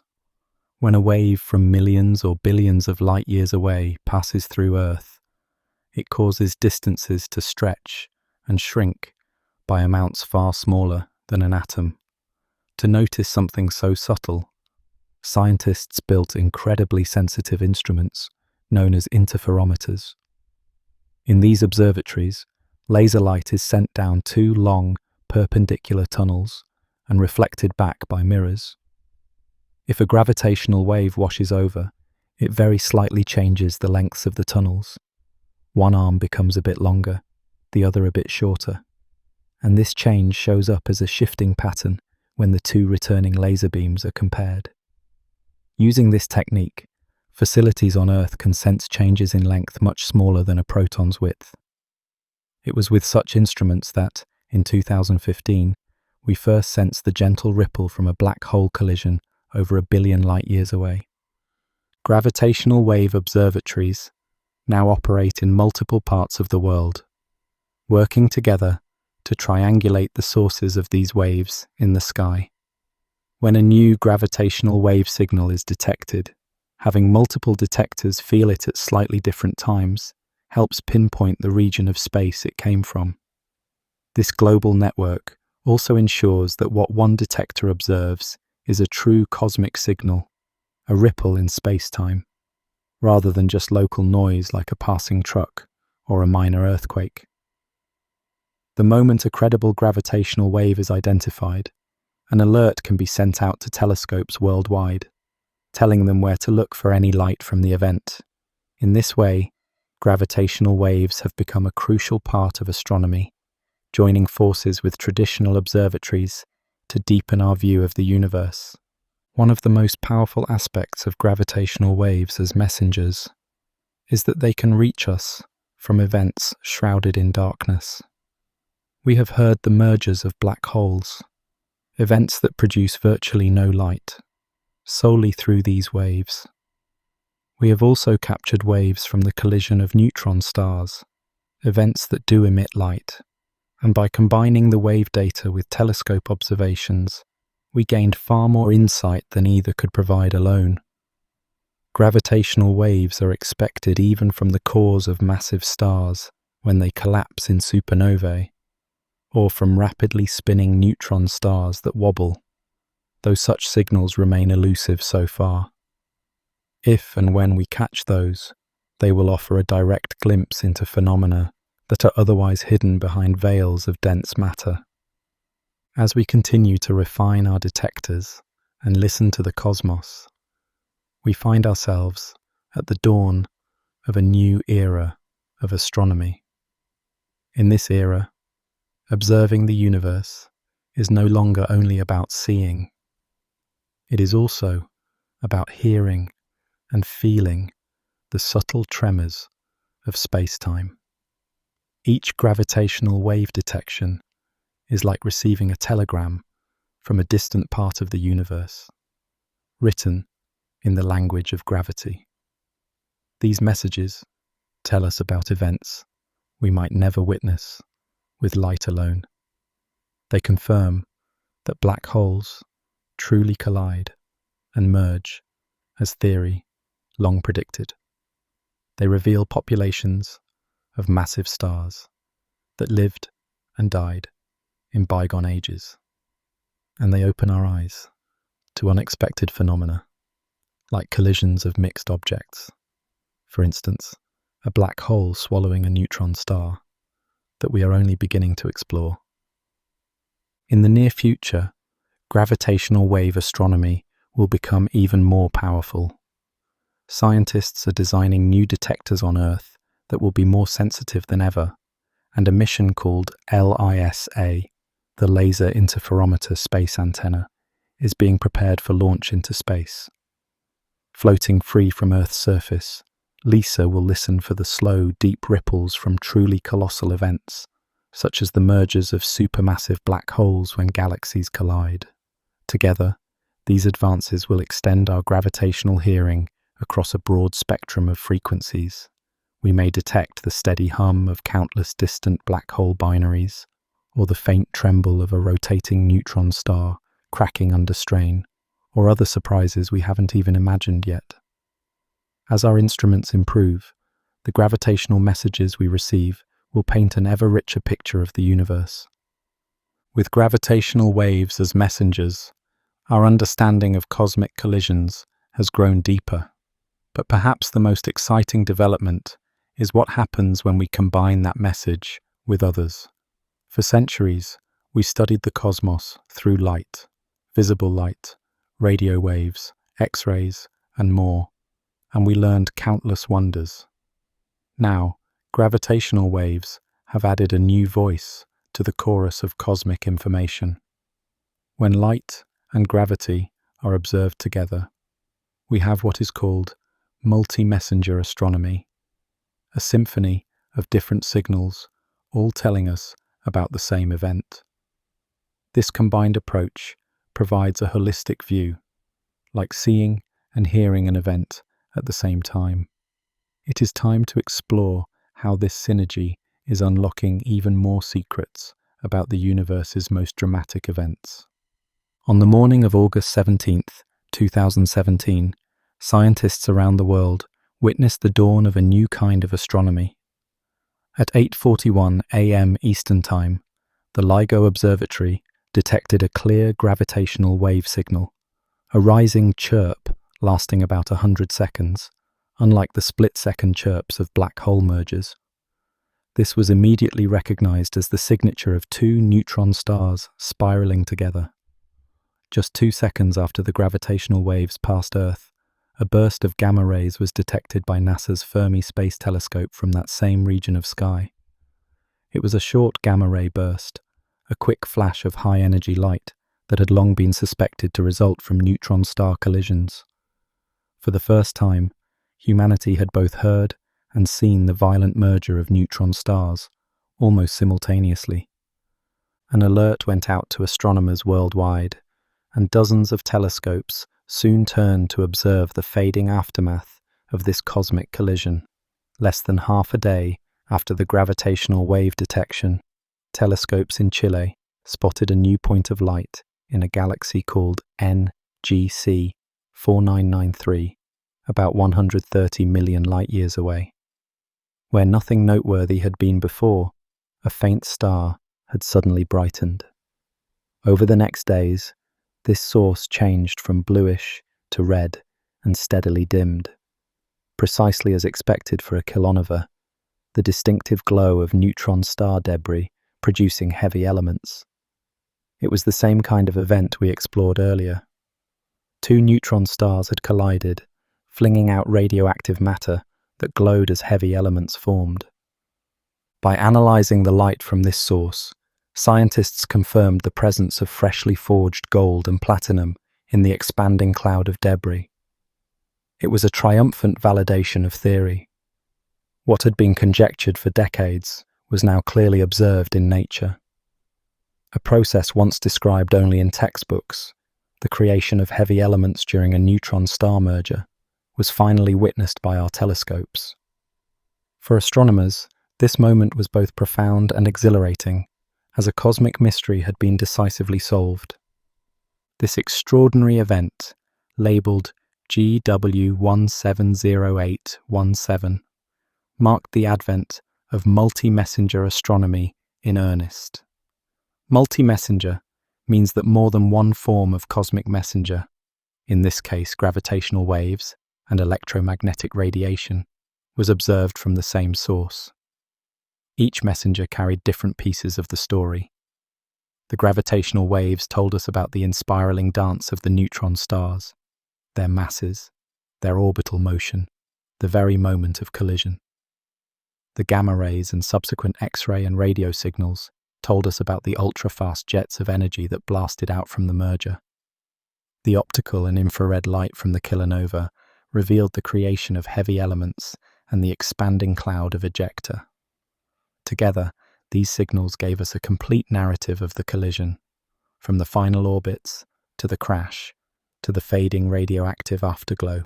Multi-messenger observations have proven immensely powerful. In the case of GW170817, they solved long-standing puzzles. We now know for certain that short gamma-ray bursts, mysterious high-energy flashes observed in distant galaxies, can indeed arise from merging neutron stars. We have seen direct evidence that such mergers are cosmic forges of heavy elements, confirming how gold, platinum, and other precious elements come to be. Additionally, by having both the distance to the source, estimated from the gravitational wave signal's strength, and its redshift, measured from the host galaxy's light, astronomers could independently calculate the expansion rate of the universe. This provided a new check on the Hubble constant, using what they playfully call a standard siren, the gravitational wave signal, analogous to the standard candles of supernovae. Though the result was not precise, it demonstrated a promising new method for measuring cosmic distances and studying the universe's expansion. The success of that neutron-star merger observation has energized plans to capture more multi-messenger events. In 2020 and 2021, LIGO and Virgo detected gravitational waves from two intriguing systems. Each was a merger of a black hole with a neutron star. These events, in principle, might have emitted some light, If the neutron star was torn apart outside the black hole's horizon, its debris could have lit up. Astronomers scoured the predicted regions of sky with telescopes, hunting for any new flicker of light. In those cases, no obvious glow was found. If any explosion occurred, it was too faint or too quickly hidden by the black hole's gulp.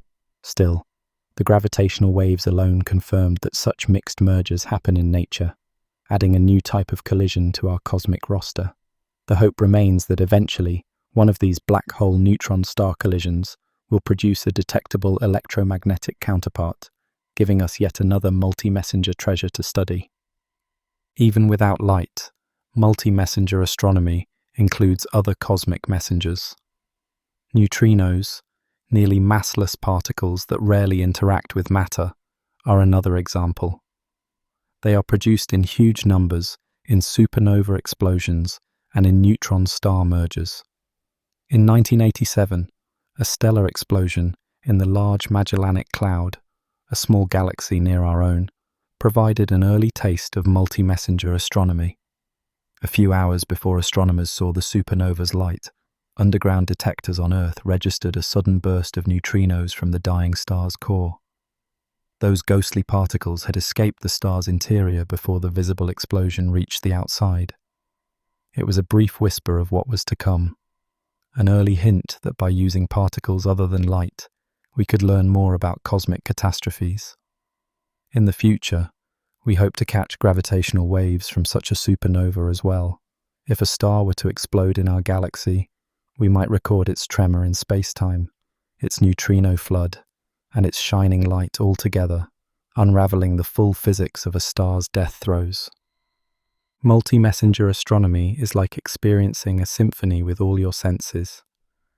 Each messenger, gravitational waves, light, neutrinos, and perhaps others, is akin to a different section of the orchestra, each contributing its own piece to the cosmic music. By listening to them together, we get a richer and more nuanced performance. Through multi-messenger observations, events that once seemed enigmatic become well-understood phenomena. The neutron star merger of 2017, for example, went from a barely perceptible ripple and a fleeting flash to a thoroughly studied event that confirmed theories and answered outstanding questions. As we refine our instruments and expand our networks of observatories, multi-messenger discoveries are poised to become more common. Each new detection teaches us how to better coordinate our eyes and ears on the universe. In the coming years, we may witness, say, a supernova in our own galaxy and capture its visible brilliance, its gravitational wave signal, and its neutrino outburst. A triple triumph that would yield unprecedented insight into how massive stars explode. We may also detect gravitational waves from the titanic merger of supermassive black holes when two galaxies unite, while telescopes catch the flare of light from the surrounding gas. The possibilities span the cosmos and spark the imagination. What's clear now is that no single messenger gives us the full story. The universe speaks in many languages: light, gravity, subatomic particles, and only by understanding them all can we truly comprehend the most extreme events. Light and gravity together have already unlocked answers that eluded us for decades, and they will continue to reveal new surprises as our capabilities grow. Our view of cosmic cataclysms has become more panoramic. We can watch and listen as the drama unfolds in multiple channels of information. Our journey through these stellar clashes on small scales shows how far we've come, but it is also a prelude to even grander collisions. We have learned how binary stars set the stage for cosmic upheavals, how neutron stars and black holes merge in spectacular fashion, and how using multiple messengers lets us catch every nuance of these events. Yet, there are mightier collisions out there, events on scales that dwarf any single star. In the next act, we will cast our gaze to collisions on truly cosmic scales, where galaxies themselves crash together and supermassive black holes coalesce, sending out the most powerful ripples of all.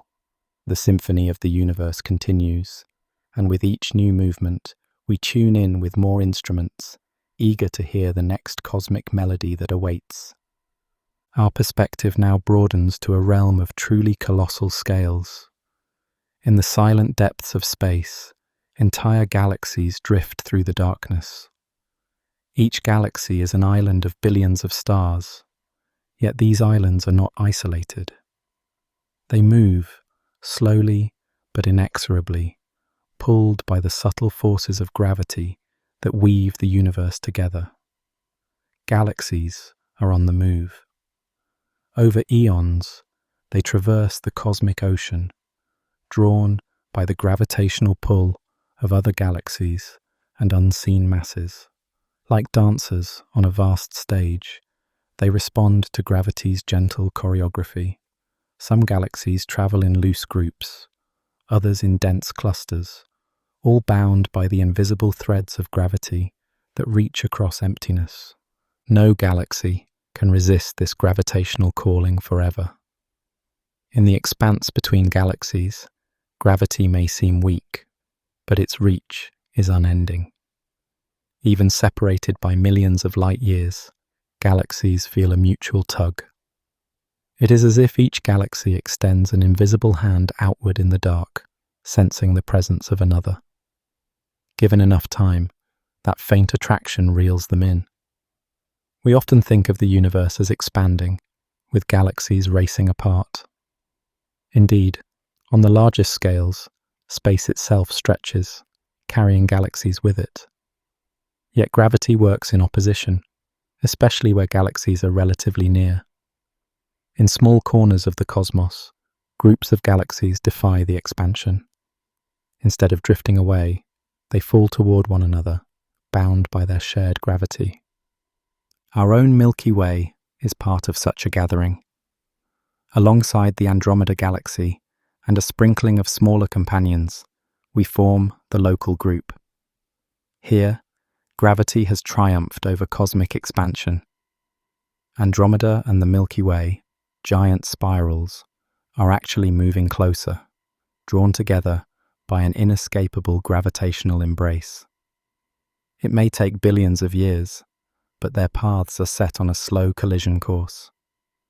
Galaxies large and small partake in this cosmic dance. Massive spiral galaxies draw in dwarf galaxies that stray too near. One by one, smaller galaxies are often absorbed, their stars becoming part of the larger system. The story of galaxy growth is written in these acts of cannibalism. A big galaxy grows by consuming the little ones that wander into its gravitational net. The cosmos is full of evidence of these encounters. Astronomers see halos of stars around big galaxies, remnants of past mergers. In our Milky Way, streams of stars arc across the sky, likely debris from galaxies devoured long ago.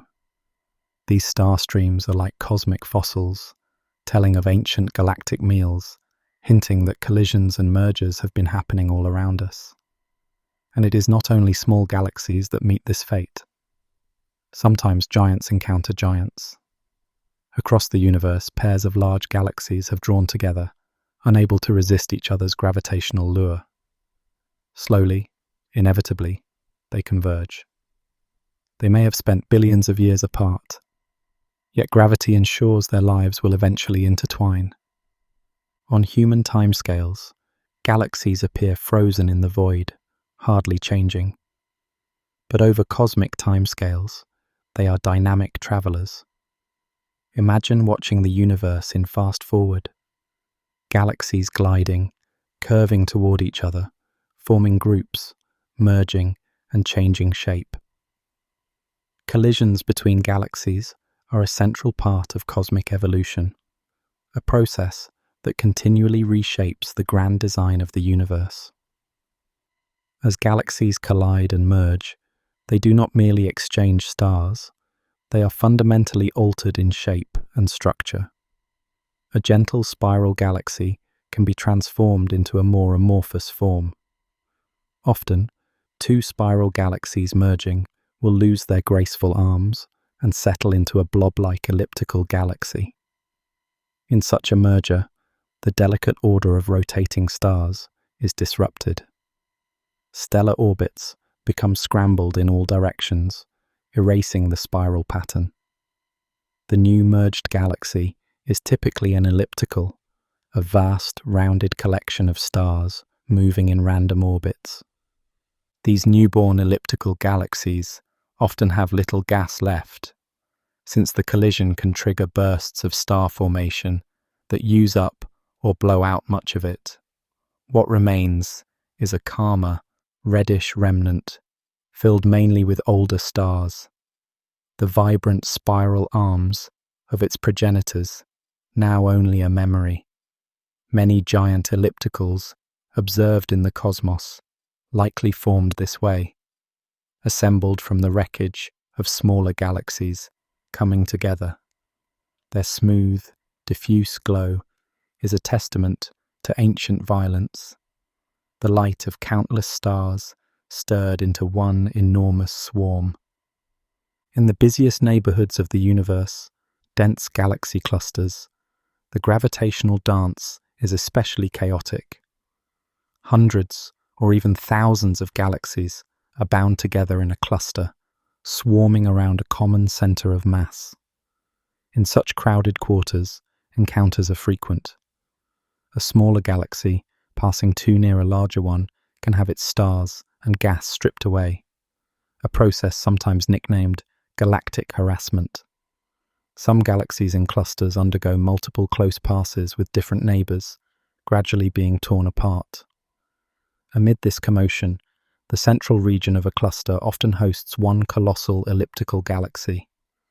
This central giant has grown heavy from repeated mergers, having absorbed many smaller galaxies over time. Its bright, diffuse glow is a monument to countless interactions. Truly, in a crowded cluster, no galaxy remains untouched by gravity's disruptive embrace. Ultimately, galaxies collide because, simply put, they are large targets in a not-so-empty space, while stars within them almost never collide due to the immense gaps between stars. Galaxies themselves frequently cross paths. A galaxy spans such a great distance that finding another in its vicinity is not rare given enough time. In fact, most galaxies have likely experienced some kind of interaction or merger in their lifetime. The inevitability of these encounters comes down to scale. A star is tiny compared to the distance to its nearest neighbor. Two stars can drift side by side for eternity and never meet.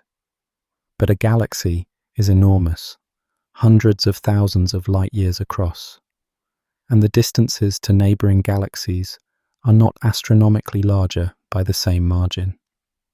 Over time, wandering galaxies often come within range of each other's gravitational influence. Once that happens, gravity begins to reel them in. Gravity is patient and unrelenting.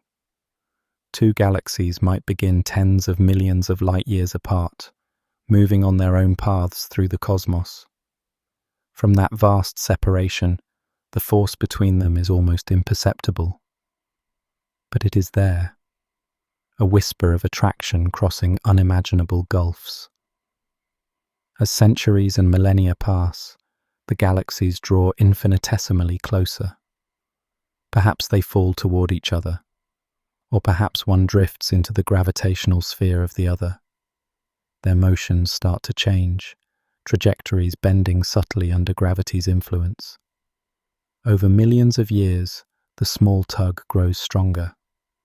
The galaxies that once simply drifted now have a destination: each other.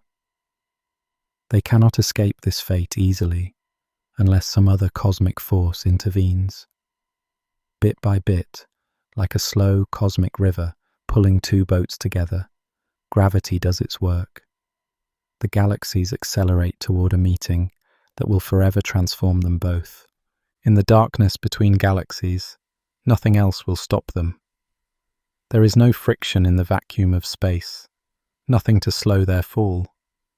Their mutual gravity is like a quiet, persistent drumbeat, guiding them across the light years. By the time the galaxies come significantly close, their encounter is inevitable.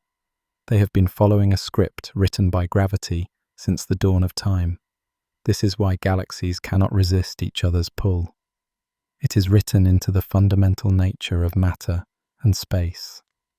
Every bit of mass creates gravity, and galaxies are the greatest concentrations of mass, bound together by stars, gas, and dark matter. Each one sits in a massive invisible halo of dark matter that stretches far beyond its visible stars. When two halos begin to overlap, the fate of the galaxies is sealed. They will meet, and they will interact. They have no choice in the matter. Physics demands it. It might take 100 million years or 1 billion, but the outcome is set. A close encounter on a scale almost beyond human imagining. Two swirling cities of stars, drawn inexorably to one another across a vast emptiness. As they come closer, their motions synchronizing into a shared destiny, the real drama of their interaction is about to begin. Already, before they even touch, each galaxy begins to feel the other's presence, a subtle prelude to the events ahead. Two galaxies approach each other in the darkness, drawn together by fate and physics. At first, there is no dramatic sign of anything unusual. Each galaxy still appears intact, spiral arms gracefully winding around their centers, star clusters shining as they have for ages. But invisibly, the galaxy's outer halos have already met. Dark matter halos encompassing each galaxy begin to overlap, and gravity reaches across the narrowing gap like an outstretched hand. The stage for their interaction is quietly being set. The initial contact between galaxies is subtle, almost ghostly. Imagine two immense ships passing at night, sensing each other's presence by the faint ripples in the water. In space, the water is the fabric of gravity, and the ripples are tidal forces. One galaxy's gravity begins to tug on the outskirts of the other. A distant cloud of gas at the edge of a spiral galaxy might feel a slight pull, nudging it off its original course. The stars in the far-flung outer disk start to stray from their orderly paths, responding to the approach of the intruder. If you could watch a time-lapse of this cosmic approach, you would notice the slightest deformation of shape.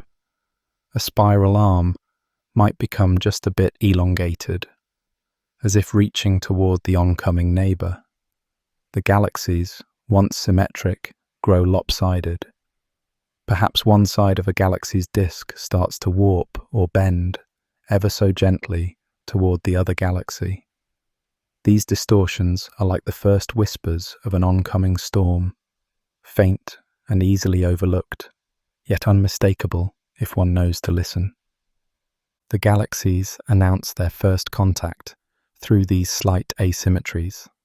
One common early sign of interaction is a subtle bridge of material stretching between them. As the distance shrinks, a tenuous stream of gas and a sprinkling of stars may start to extend from one galaxy toward the other. It is as though the galaxies are drawing out arms toward each other, trying to connect across the void.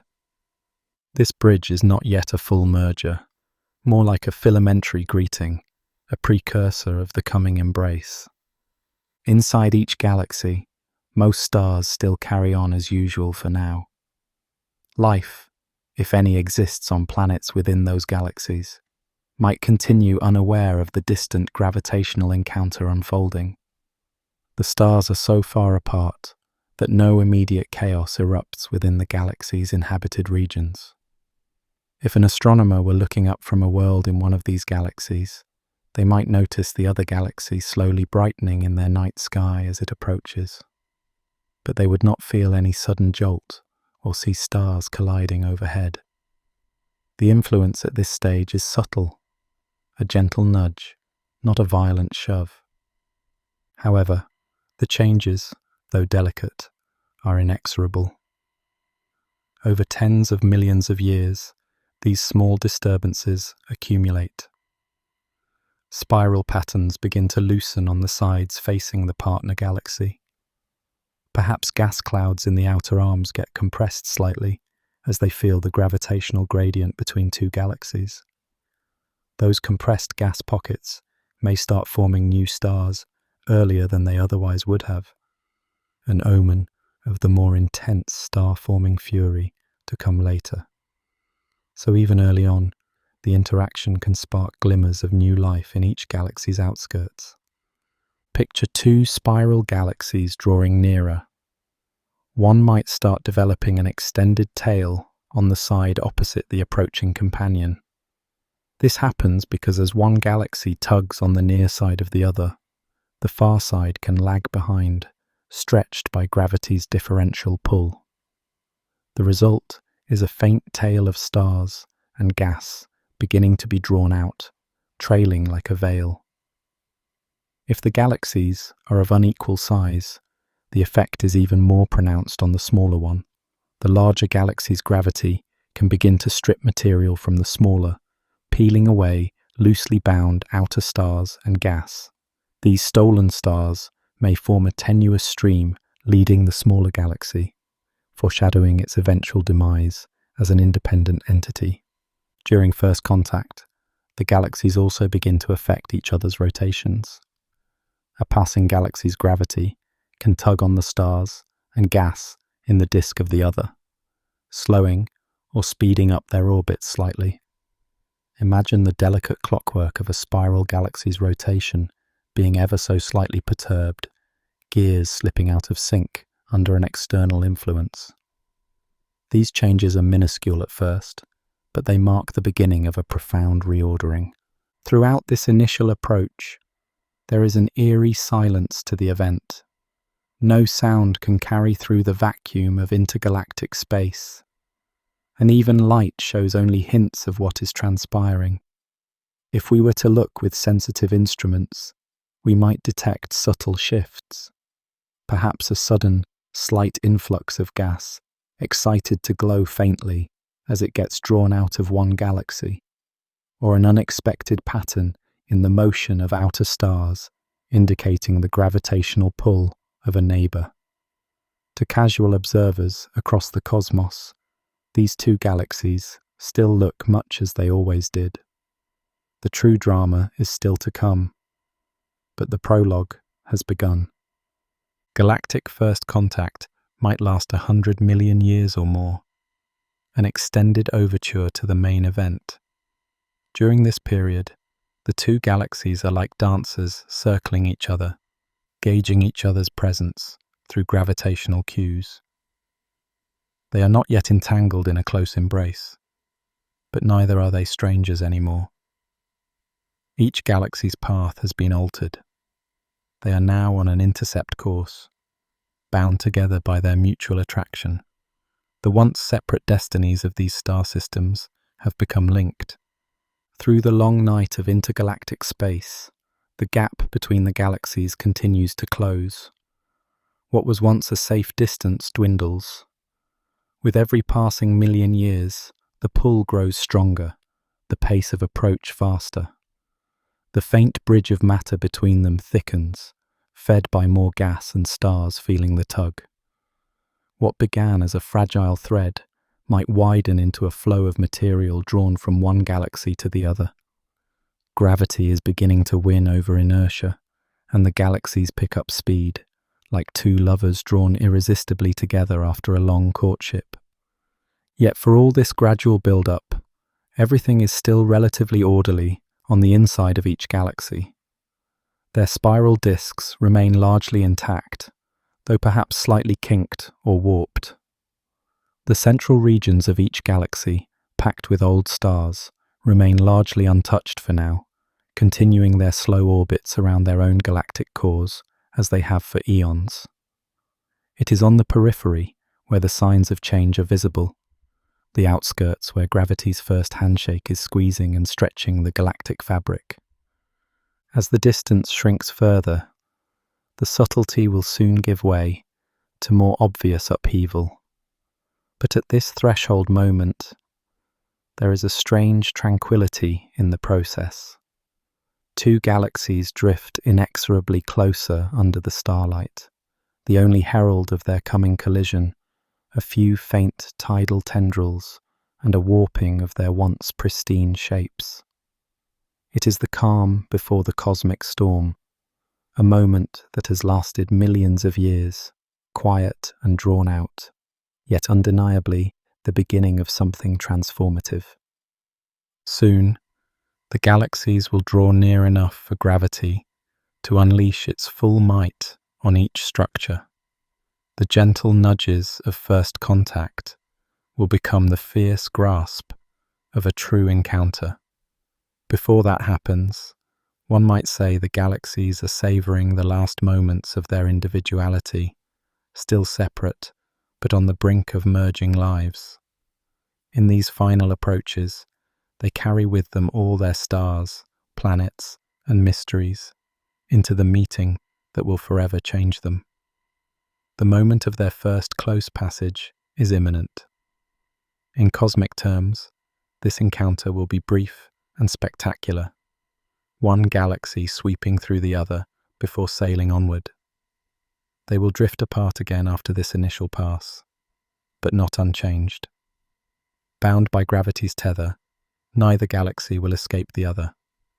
Their fates are now entwined, and soon gravity's gentle prelude will give way to a tempest of tidal forces. At last, the galaxies meet in earnest. After a long approach, they rush past one another in a slow-motion collision that takes tens of millions of years. In that near encounter, gravity's grip intensifies dramatically. The once gentle tug becomes a violent wrenching force. Each galaxy's gravitational field tears into the other, and neither will ever be the same. Like cosmic dancers who have come too close, their graceful forms are thrown into disarray by the force of their embrace. When the two galaxies make their closest pass, tidal forces stretch them like taffy. The nearer sides of each galaxy are yanked toward the other, while the far sides lag behind. This difference in gravitational pull across a galaxy's span literally pulls the galaxy apart. As they swing around each other, enormous streamers of stars and gas are flung out from their disks. Long tidal tails unfurl into space, stretching tens of thousands of light-years away from the galaxy's cores. These tails gleam with the combined light of countless stars that have been ripped from their original homes. Imagine the view from afar. Two once orderly spiral galaxies, now sporting spectacular tails that trail off into the darkness. Each tail is a bridge of stars, gas, and dust, torn free by the encounter. One tail might arc behind the retreating galaxy like a giant streamer in the wind, while another tail precedes the second galaxy, drawn out ahead of it. The galaxies, previously compact, now have these elongated appendages that make them look almost like comets, with bright heads and glowing trails. It is a beautiful, if disruptive, sight, a graceful disaster in slow motion. Within those tidal tails, the chaos can spark new creation. As gas clouds are pulled and stretched, they sometimes clump together and collapse, forming new stars. Along the length of a tail, brilliant blue patches may appear, nascent star clusters born in the wreckage. Occasionally, the densest clumps in a tail can even form small satellite galaxies, tiny offspring of the massive collision. In this way, a merger can spawn new galactic life, even as it dismantles the old structures. The exact pattern of tidal distortions, depends on how the galaxies collide. A head-on crash, for example, can send waves radiating through a galactic disk. In some cases, this creates an expanding ring of stars and gas, as if a stone were dropped in a galactic pond, producing a cosmic ripple. Off-center collisions, by contrast, tend to draw out long arcing tails and bridges, pulling material off the galaxy's edges. If the encounter is highly skewed, one galaxy might be twisted into a warped, S-shaped form. Every merger has its own signature, etched in the unique arrangement of tidal debris it leaves behind.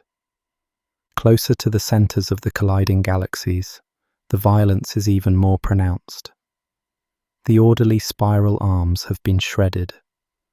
Stars that once circled peacefully are thrown into wildly different orbits.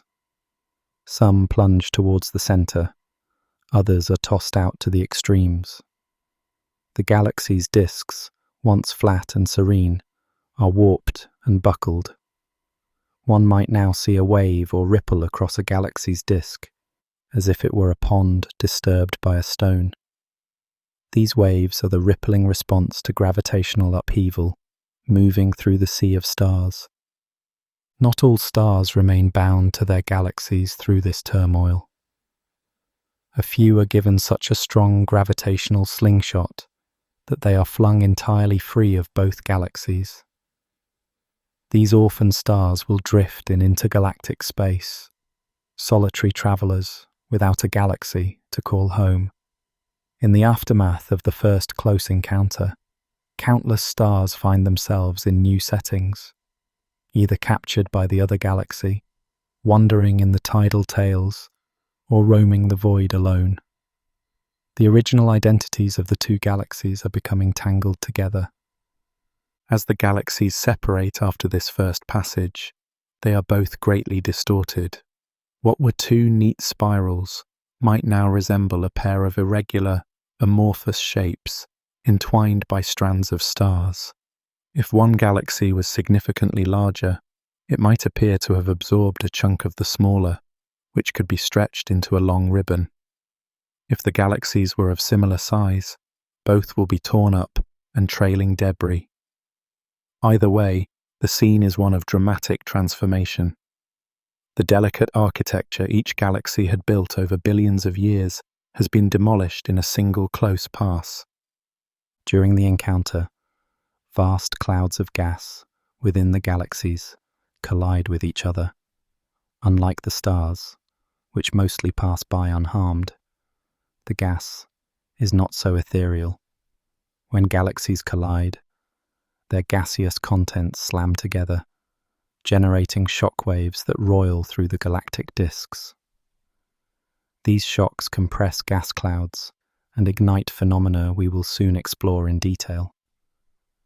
But even at the purely gravitational level, these gas collisions contribute to the reshaping. They can form brilliant nebulae and carve out new structures in the galaxies. The intense tidal forces also channel material toward the galactic centers. As the outer regions are stripped away, some of the inner gas loses angular momentum and funnels inward. You can imagine the galaxies each as a whirlpool. The collision has spilled some water out, in the form of tails, but it has also opened a drain toward the middle. Gas and even some stars flow towards the cores, feeding central concentrations of mass. This influx will have profound consequences, stirring up activity in the nuclei of the galaxies.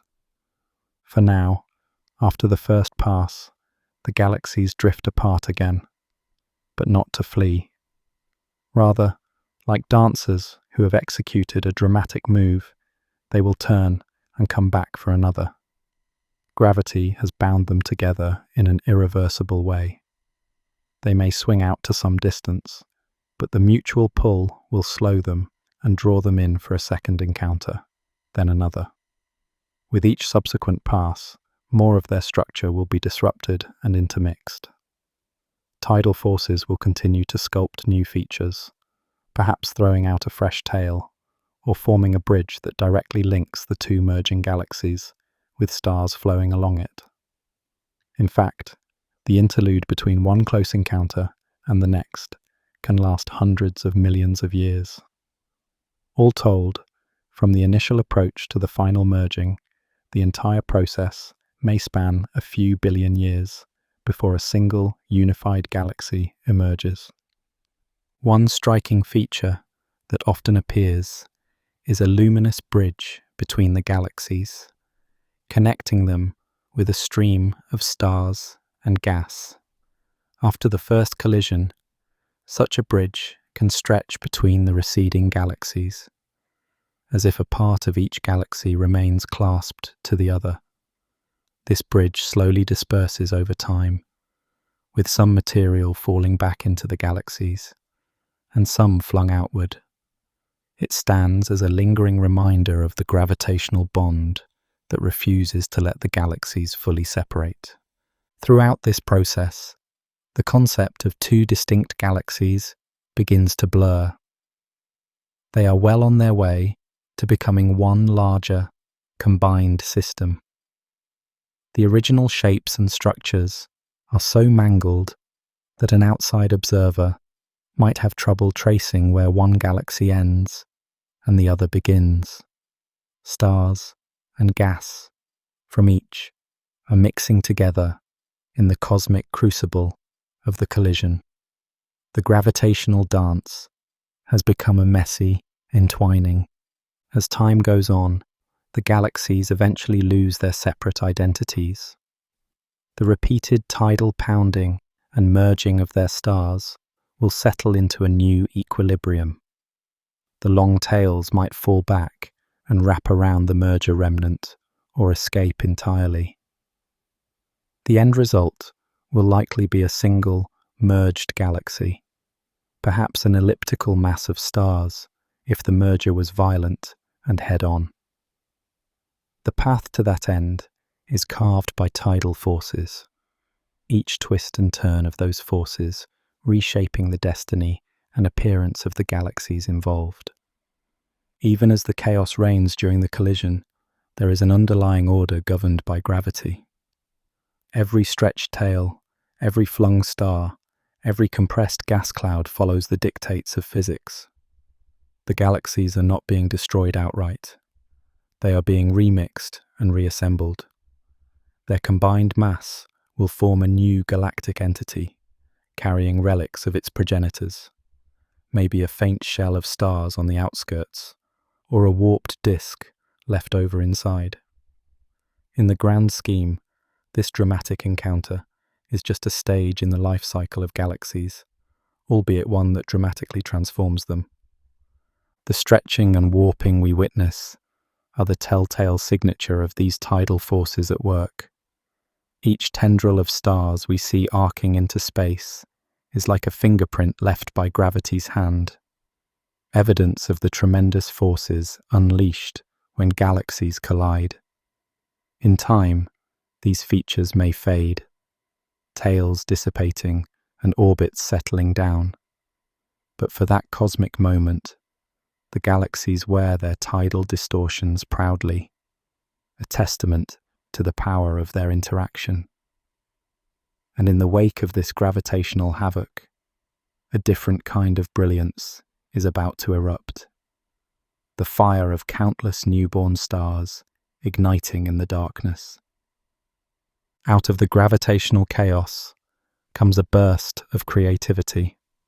In the wake of the collision's violence, the galaxies begin to shine with a new fervor. The cosmic wreckage is suddenly dotted with brilliant blue and white stars that were not there before. These are newborn stars, massive and hot, lighting up their surroundings like cosmic fireworks. After ages of relatively quiet star formation, the galaxies have been jolted into a frenzy of creation. The collision has compressed vast clouds of hydrogen gas, the raw material for making stars. When galaxies merge, their gas clouds crash together and collapse under their own gravity. In giant molecular clouds that have been squeezed by shockwaves, countless new suns ignite. One by one, they flare into existence across the turbulent remnants of the galaxies. To an observer, areas that were once dark or faint now blaze with starlight. Nebulae that were invisible now glow as newborn stars within them heat the gas, turning them into luminous clouds of red and pink. This is a starburst, an intense episode of star formation. The term is fitting. Like a sudden eruption of stars, a starburst can increase a galaxy's star birth rate by 10 or even 100 times above normal. In the merging galaxies, nearly every corner rich in gas becomes a birthplace for stars. Especially toward the center of the merging pair, where gas has been funneled by tidal forces, the conditions are ripe for prodigious star formation. There, clusters of massive stars spring up in dense packs, some forming brilliant superstar clusters that outshine whole star clusters from quieter times. The visual effect is breathtaking. Scattered throughout the wrecked galaxies are clusters of young blue stars, so hot that they burn with an intense light. These blue giants live fast and die young, pouring out ultraviolet radiation while they live. They carve cavities in the gas with strong stellar winds, and they illuminate the debris of the collision with a harsh, beautiful glow. If we could fly through the aftermath, we would see enormous nebula aglow with newborn stars, like cities of light amid the darkness.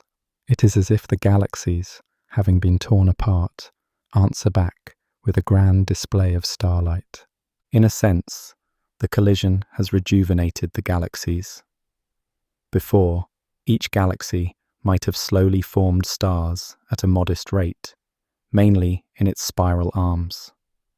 Now, suddenly, they blaze with fresh life. Old dust lanes that once gently threaded through a spiral disk are now lit up by brilliant stellar nurseries. The combined system becomes what astronomers call a starburst galaxy, a galaxy in which star formation is running at full throttle. The infrared glow from warm dust skyrockets as countless young stars heat everything around them. The merging pair, once perhaps ordinary, is now one of the brightest infrared objects in the universe, radiating the energy of a furious stellar baby boom. Like fireworks, this spectacle is intense but fleeting. The massive stars that dominate a starburst have short lifespans. Within only a few million years, many begin to explode as supernovae. These supernova detonations, coming in rapid succession, are like the finale of a fireworks show, brilliant and violent. Each supernova sends shock waves through surrounding gas, and collectively they stir and disturb the galaxy's remaining gas. The sky within these galaxies would be dotted with titanic stellar explosions, each one momentarily outshining all other stars in its vicinity. These supernova blasts, along with the strong winds from the young stars, start to expel gas from the system. Ironically, the very process of intense star birth sows the seeds of its own end. The galactic winds driven by combined supernovae and myriad young stars blow out into space, pushing away the remaining raw material needed for making new stars. For a time, the galaxy is wrapped in expanding shells of gas and dust being carried outward. The core of the merged galaxy might even launch vast bipolar outflows, vast streams of gas escaping into intergalactic space. As a result, the starburst will eventually exhaust itself. Perhaps after only a few tens of millions of years, the rapid fire of star creation begins to falter, with much of the gas either consumed by forming stars or expelled by energetic winds. There is little fuel left to continue the frenzy. The rate of new star formation falls steeply. The brilliant blue glow fades as the short-lived stars die off, one by one. In their place, they leave behind swarms of stellar remnants, neutron stars, black holes, and expanding supernova remnants, and a population of young but aging stars that will gradually cool and redden. In the aftermath, the merged galaxy starts to settle down. What had been a vibrant fireworks display of star birth calms to a quieter state. The dust has been blown away or heated until it shines no more. The nebula have been either converted into stars or dispersed. The once spectacular star-forming regions slowly dim. What remains is a changed galaxy, one now filled with many new stars, but also one that may be largely depleted of the gas needed to form future generations. In a cosmic blink of an eye, the galaxy has gone through a burst of youth and returned to a more quiescent maturity. Still, the legacy of that starburst lives on in the stars it left behind. Those new stars will shine for millions or billions of years, enriching the galaxy with their light. Some of the most massive will have become neutron stars or black holes, adding to the galaxy's inventory of exotic objects. Many of the smaller newborn stars, like new suns, will live long enough to perhaps host planets and evolve their own stories. The galaxy, reborn through violence, will carry forward this rejuvenated stellar population.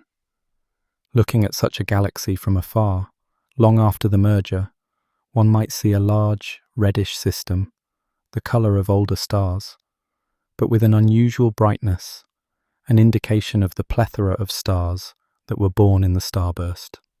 Hidden among them would be clusters of younger stars, perhaps slowly dispersing, and pockets of intriguing stellar remnants. The intense activity might have died down, but the evidence of its occurrence is etched into the galaxy's makeup. Only careful observation would reveal that this seemingly tranquil galaxy hides the aftermath of a spectacular stellar blaze. In some cases, this burst of star formation can even change the appearance of the galaxy in profound ways. For example, if enough stars form in the core, their combined light can create a brilliant central concentration, almost like a new bulge of stars shining in the middle. The distribution of stellar ages in the galaxy becomes very skewed. There is a whole generation of stars that all formed nearly at once, something that rarely happens in a calm galaxy. It's a bit like a tree growing a thick ring during one particularly rainy season. The starburst leaves an indelible ring in the galaxy's history. All through this dramatic blossoming of starlight, another drama has been unfolding in the heart of the merging galaxies. As gas floods into the center fueling star formation, it also feeds the central black holes. With fresh fuel, those lurking giants may awaken, potentially igniting as active galactic nuclei or quasars, shining even more brightly than the stars around them. But the tale of the black hole's collision and feasting belongs to the next act of this cosmic story. For now, in the starlit debris of the merger, the galaxies have celebrated their union with a dazzling burst of new stars, a fitting fireworks display at the finale of their tumultuous dance. Deep in the heart of the merging galaxies, two giants orbit one another in the darkness. Each is a supermassive black hole, millions or billions of times the mass of the Sun. For eons, they sat at the centers of their respective galaxies, quietly influencing their surroundings. Now, as the galaxies coalesce, these black holes are drawn together by their own powerful gravity. They begin a slow, spiraling dance, circling each other in a tightening orbit. Invisible to the eye, this ballet of darkness unfolds amid the chaos of the merging galaxies. Initially, the two black holes may be dozens of light years apart, drifting closer under gravity's pull. In the dense core of the new combined galaxy, they move through a swarm of stars and gas. Each pass through this crowd saps a bit of their orbital energy, as they gravitationally shove stars aside and stir up the remaining gas. Bit by bit, they spiral inward. It is a slow process at first. Centuries and millennia tick by, with the black holes drawing ever so slightly nearer. Any gas that falls toward them forms whirling accretion disks, heating up and glowing brilliantly. For a time, the center of the merging galaxy might shine as a quasar, announcing the presence of these giants, even as they remain shrouded in their cocoon of light.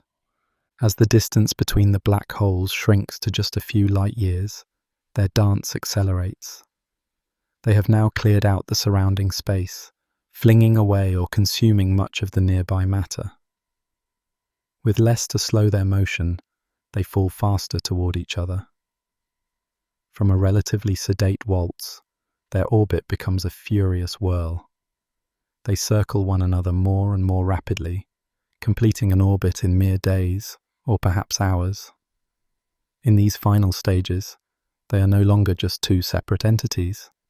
They are a bound pair, a binary black hole on the brink of merger. No ordinary light can escape these dark titans at the moment of their embrace. The true drama of their collision plays out in the fabric of space-time itself. As the black holes spiral together, they stir gravitational forces to a fever pitch.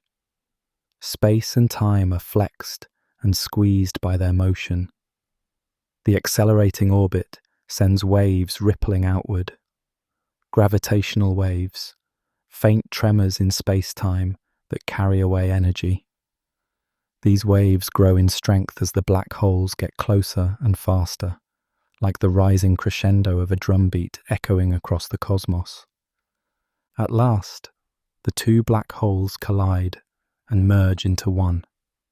In that final fraction of a second, an immense amount of energy is released, not as light, but as a burst of gravitational waves. The merged black hole momentarily oscillates, ringing like a struck cosmic bell before settling into a stable form. Those gravitational waves race outward at the speed of light, spreading the news of this titanic merger across the universe. They stretch and squeeze any object they pass through, though by the time they reach distant galaxies, the effect is vanishingly small, a subtle quivering that only the most sensitive instruments might detect. For that brief moment, the power of the gravitational waves surpasses anything else in the universe. In those final instants of the merger, energy comparable to many supernovae is carried away as ripples in space-time. Yet, to any nearby observers who rely on light, the event would be mostly silent and dark. One might see the quasar-like glow fade as the gas is consumed or flung away, but the collision itself would hide behind a veil of invisibility. It is a paradox of cosmic violence, an event so powerful it can make the universe itself tremble, and yet it emits almost no light at all. Across the cosmos, gravitational waves from this merger propagate. Imagine the pond of space-time with concentric ripples spreading out from where two black holes became one. These ripples travel onward, weakening with distance, but never completely dying. Millions or billions of years later, they might wash through our region of space. If by then a civilization has built instruments clever enough, they could sense the faint stretching and squeezing of space and know that in some far-off galaxy, two supermassive black holes joined in a stupendous event. Back at the site of the collision, the dust begins to settle. Where once there were two centers of gravity, now there is one, an even more massive black hole presiding over the merged galaxy. It may have received a jolt or kick from the asymmetric release of energy, possibly sending it oscillating around the galactic center for a time. Eventually, though, it will come to rest near the heart of the new galaxy, having swallowed its partner and any nearby material. This single supermassive black hole carries within it the mass and history of both original black holes. It is a gravitational monument to the union of two galaxies.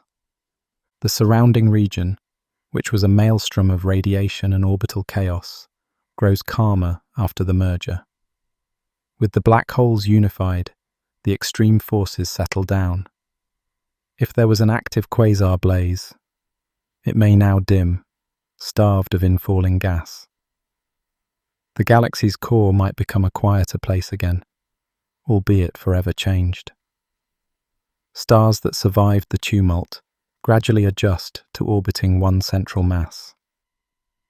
The stellar orbits in the core, once influenced by two separate gravities, are now responding to one, though some may carry the imprint of that past in their eccentric paths.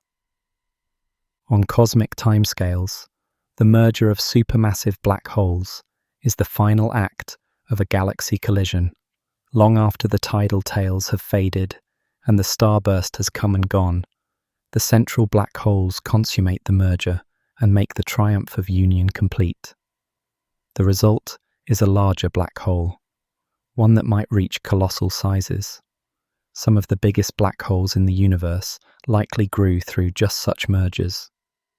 Each time galaxies join, their dark hearts do as well, stepping up the cosmic ladder of mass. Such events are relatively rare in any given volume of space, but over the history of the universe they have occurred countless times. In fact, the very fabric of the universe carries the faint background hum of all these black hole mergers, much as we might hear the combined murmur of many conversations in a crowded room. Space itself is filled with the combined whispers of ancient black hole collisions. Only recently have we humans begun to listen to this gravitational chorus, picking up the signals of smaller black hole mergers with instruments like LIGO. In the future, advanced detectors and observatories in space may catch the low bass notes of supermassive black hole mergers, revealing these once hidden cosmic events. It is awe-inspiring to contemplate. Two invisible giants colliding in utter darkness, yet sending a message that can be felt across the universe. The merger we have followed, the product of our two colliding galaxies, would send out a gravitational wave signal sweeping through the cosmos. Long after the merger is done, long after the new galaxy has settled into a more quiet existence, those waves will continue travelling outward, a lasting echo of the violence that occurred. Even without light to announce it, the event is memorialized in the fabric of the cosmos itself. In the end, what remains is a single, unified galaxy where once there were two. At its core, a supermassive black hole, heavier than either original, quietly holding court over the new stellar city around it. The galaxy's appearance might be that of a giant elliptical, or a swollen galaxy with a dense center, but hidden in that center is the record of the collision in the form of that massive black hole. The universe has taken two colossal objects and forged them into one. The era of upheaval passes. The merged galaxy, with its merged black hole, can now persist and evolve further, perhaps to collide again with another galaxy in the distant future. But the chapter of this particular collision draws to a close with this grand finale, the moment when the darkest and most massive components merged. The stage is set for whatever comes next in the cosmic tale, as the ripples from this event disperse into the great sea of space-time. Our own galaxy is not immune to the cosmic choreography of collisions. Far across the intergalactic void, the Andromeda Galaxy, our nearest large galactic neighbour, is drawing nearer every second. Though now it appears as a faint smudge of light in the night sky, in time it will loom large. The Milky Way and Andromeda are destined to meet.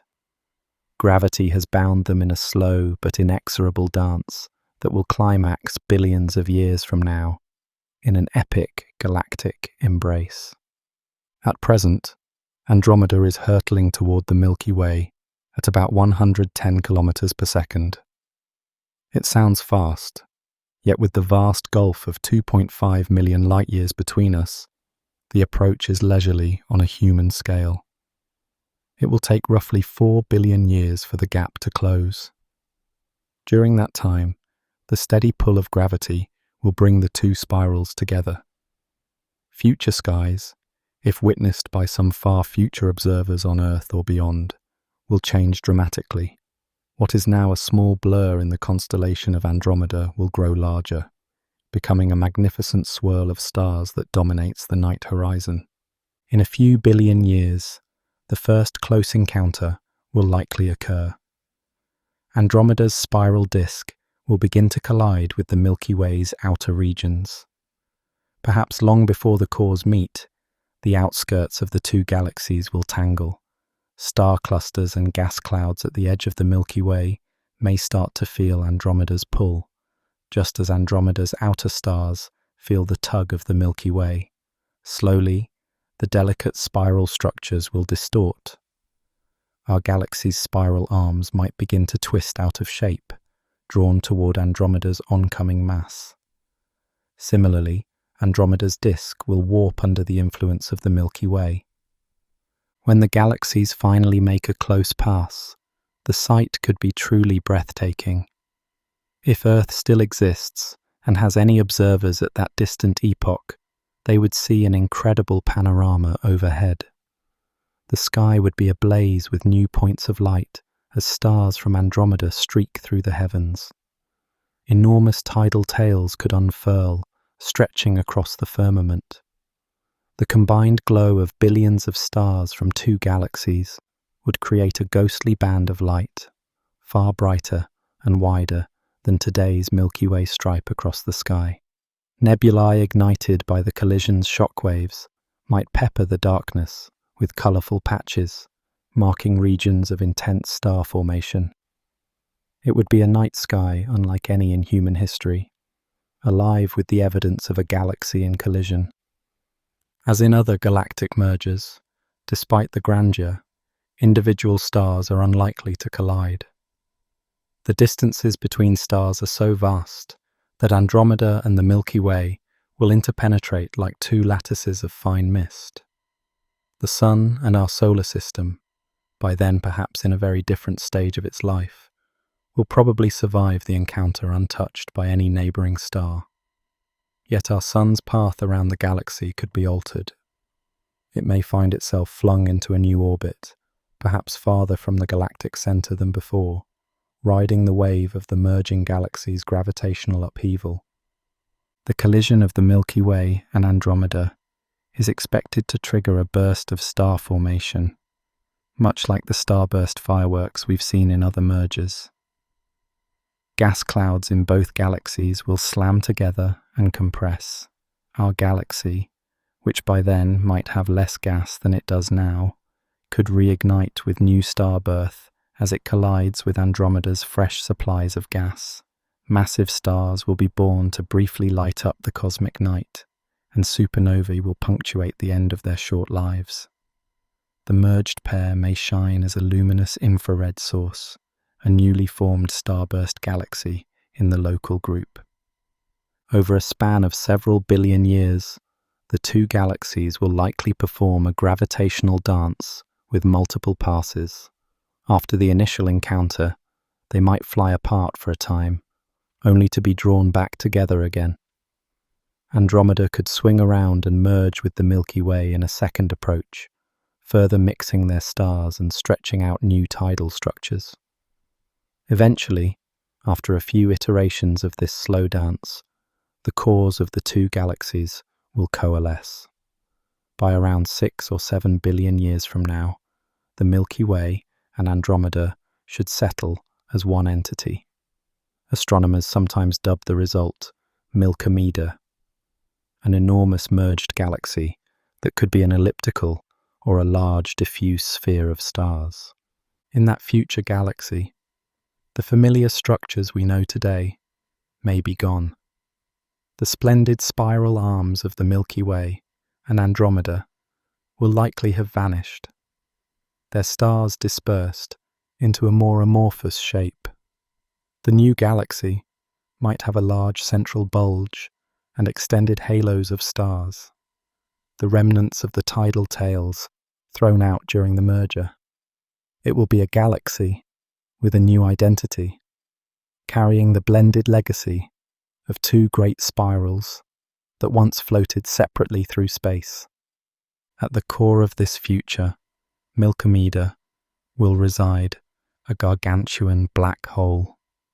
The supermassive black hole at our Milky Way's centre and the one in Andromeda's centre will drift together in the merged galaxy's nucleus. In time, they too will collide and merge, adding one more powerful heartbeat of gravitational waves to the universe's background chorus. The merged black hole will dominate the new galaxy's centre, more massive than either of its progenitors, quietly influencing the orbits of stars for eons to come. For any beings in that far future, the night sky after the merger will look different from today's. Where once a band of the Milky Way arced across the sky, now there may be a more uniform glow of countless stars in all directions. Or perhaps a giant fuzzy ellipse of light, if the merged galaxy is elliptical in shape. Constellations as we know them would be scrambled. New patterns of stars would form in the heavens of whatever worlds remain. And yet, amidst this change, life, if it endures, would adapt to a new cosmic vista, watching new cosmic events unfold over subsequent billions of years. The eventual dance between the Milky Way and Andromeda gives us a glimpse into our own galaxy's fate and connects us personally to the grand story of cosmic collisions. It is a reminder that nothing in the universe is static or permanent, not even the starry cities we call galaxies. Over unfathomable timescales, even the mighty Milky Way will be transformed through collision and union. Indeed, the Milky Way is just another participant in the endless cosmic dance, destined to be reshaped by gravity's hand. Though this future collision lies far beyond any human time frame, it emphasizes a broader truth. The cosmos is continually evolving. Galaxies collide and merge, only to give birth to new galaxies. The cycle of coming together and reshaping carries on.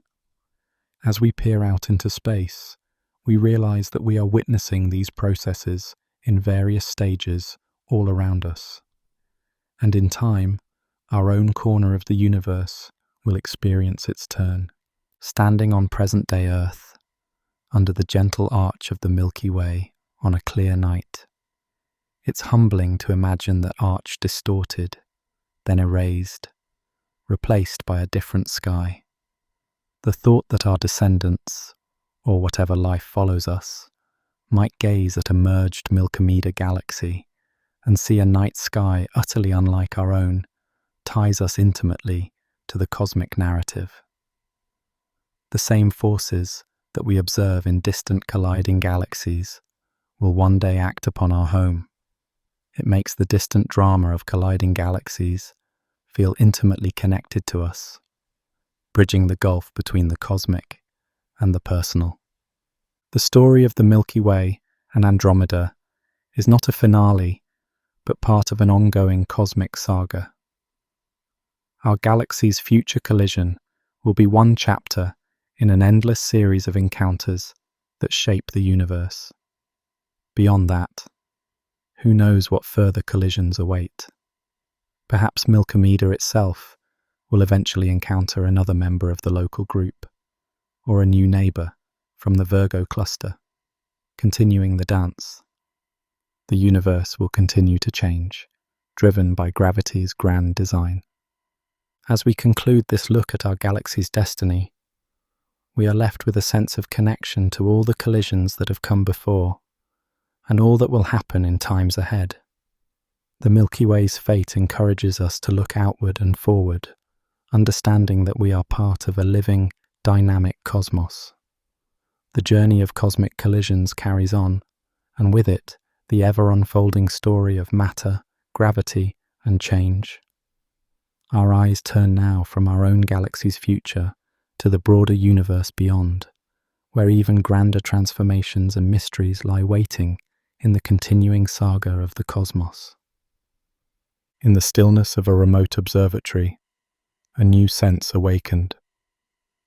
After generations of gazing at the stars with our eyes, we were learning to listen to the universe.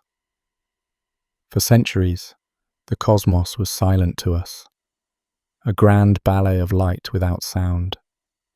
But hidden within the darkness of space, enormous cataclysms were stirring the fabric of reality itself, sending out ripples that no eye could see.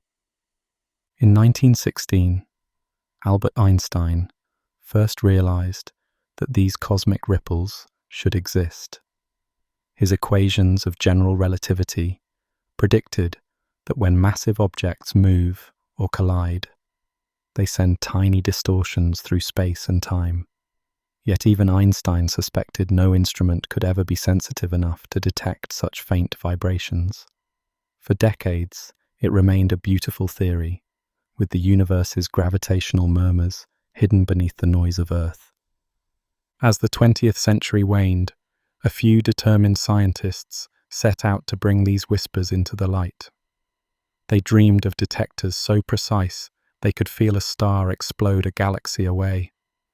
Enormous L-shaped laboratories slowly took shape, one in the lush woodlands of Louisiana and another in the high desert of Washington state. Each one was designed to act like a colossal ear pressed against the fabric of space-time, listening for the faintest tremble.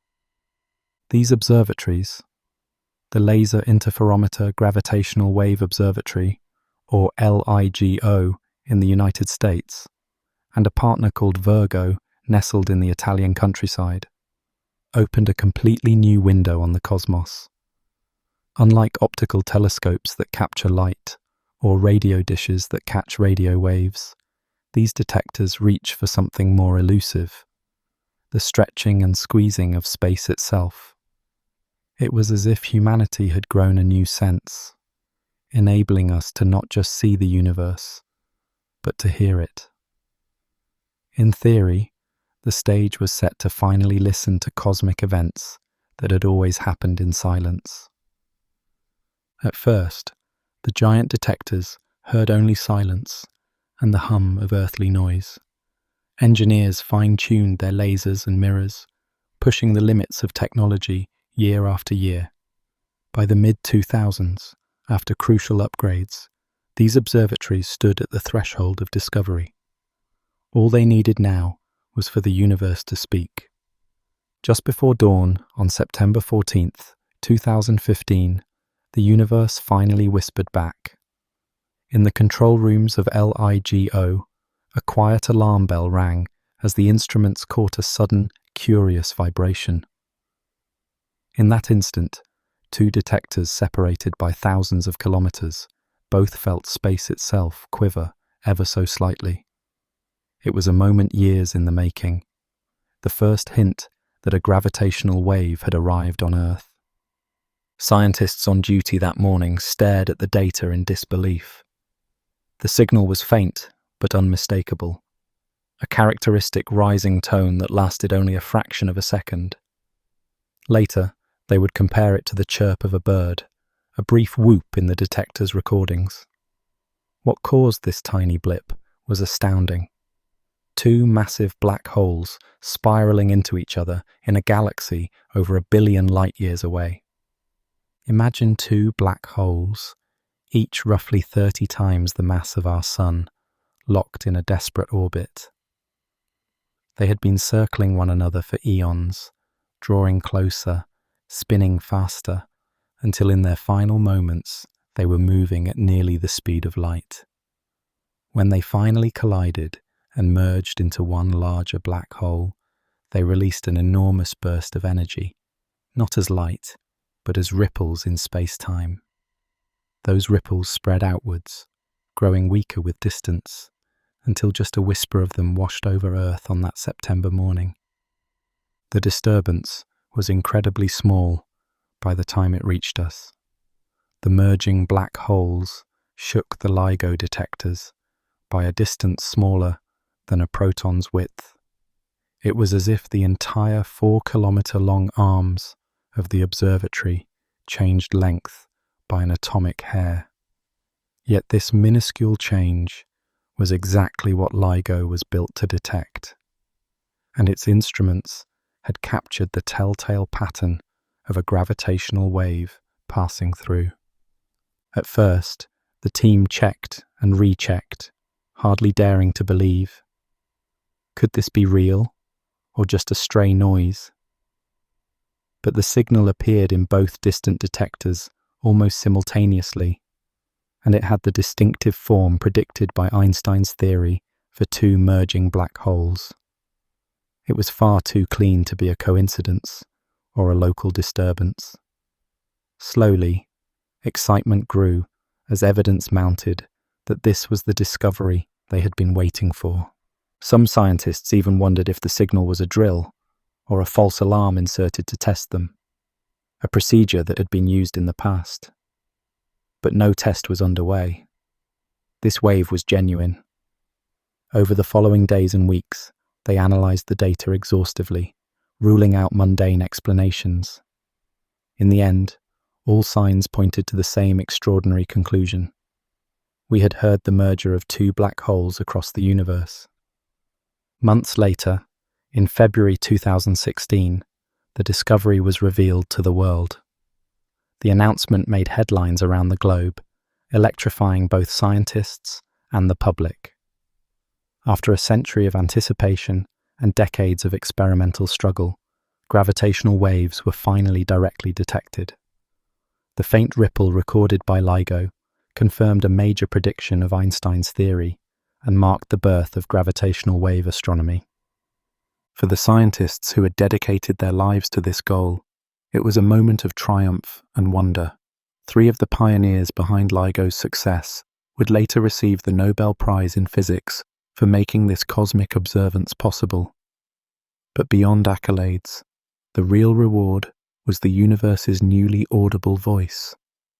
A new era had begun, where events once thought invisible could now be perceived through these gentle cosmic vibrations. It was astounding that such a tiny tremor could be measured at all. The success of LIGO's first detection came from engineering and precision at the very limits of possibility. To catch that whisper from the stars, every aspect of the detector had to be extraordinarily exact and quiet. How do you measure something so vanishingly small? It required long laser arms and an almost perfect silence.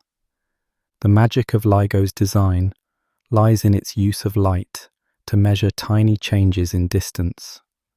At each observatory, a laser beam is split in two and sent down 2 perpendicular tunnels, each 4 kilometers long. Mirrors at the ends bounce the light back to where it started. Under normal conditions, the returning light waves are aligned perfectly to cancel each other out, creating darkness at the detector. But if a gravitational wave passes by, it subtly stretches one arm of the L and squeezes the other, so the light no longer cancels out exactly. Suddenly a faint light appears where darkness should have been, a quiet indicator that space itself has shifted. This change is unbelievably tiny. When a gravitational wave rolls through, one arm might become shorter by a distance far smaller than an atom, while the other arm lengthens by the same minute amount. To the human imagination, it's practically no change at all, a strain of only 1 part in a trillion. Yet by comparing the 2 laser beams, LIGO can sense that imperceptible difference. The instrument is essentially a gigantic measuring stick, capable of detecting a shift in length as small as 1/10,000th of a proton's width. To put that in perspective, that sensitivity is like measuring the distance from Earth to the nearest star and noticing it changed by the width of a human hair. It defies intuition. Achieving this level of precision meant creating the quietest environment imaginable for the lasers and mirrors. Every other source of noise had to be hushed to silence so that the faint song of a gravitational wave could be heard. Vibrations are everywhere on Earth. Rumbling trucks, wind, distant thunder, even tiny earthquakes constantly shake the ground. LIGO's mirrors, 40-kilogram glass discs coated for perfect reflectivity, are suspended by fine glass fibers and hung on elaborate pendulums to isolate them from ground tremors. The entire apparatus is mounted with shock absorbers and active feedback systems that counteract Earth's restless movements. In the vacuum chambers, air molecules have been evacuated to prevent any whisper of air from pushing on the laser beam. The interior of those steel tunnels is emptier than interplanetary space, ensuring nothing disturbs the laser's journey. The laser itself must be exceptionally pure and steady. It is a high-powered infrared beam, stabilized so that its frequency and power barely fluctuate at all over hours and days. Inside the arms, the laser light bounces between mirrors multiple times, effectively making the path much longer and amplifying any distance change. The mirrors are so flawless that they reflect almost all the light without distortion. And still, engineers push further, using techniques like quantum squeezing to reduce the inherent jitter in the light, and cooling technologies to calm the thermal motions of atoms. All of these measures create an environment of remarkable stillness, where a gravitational waves effect, however tiny, can stand out. Achieving this level of quiet took decades of innovation. Every time the detectors grew more sensitive, new sources of noise would emerge, demanding creative solutions. Scientists and engineers from around the world refined everything, from the glass fibers holding the mirrors to the laser's stability, to chase ever smaller signals. Bit by bit, they carved away the noise and extended the reach of our gravitational hearing. By the time of that first detection, LIGO's ears were finally sharp enough to sense the minute quiver of merging black holes. Even with all this extraordinary sensitivity, a single observatory is like one ear listening in the dark. It can catch the sound, but it cannot easily tell where it came from. To truly understand and locate these cosmic events, multiple detectors must work together, comparing notes across the globe. And so, a network of listening posts has been built on Earth, and soon in space, to collectively tune in to the universe's whispers. No single detector alone could catch all the whispers of the cosmos. After LIGO's initial success, the search for gravitational waves became a truly global effort. In Europe, a similar instrument named Virgo joined the quest, and together LIGO and Virgo began listening in unison. With detectors on 2 continents, scientists could confirm signals more robustly and begin to pinpoint where in the sky these waves were coming from. The advantage of having multiple ears on the cosmos became clear. When a gravitational wave passes through Earth, it doesn't strike every place at once. The timing between detectors reveals clues about the wave's origin. With 2 LIGO sites, one in Washington State's arid plain and another in Louisiana's pine forests, the timing of a signal at each told scientists roughly which direction it came from. Adding Virgo in Italy gave a third perspective, greatly sharpening the ability to triangulate the source's location in the vast sky.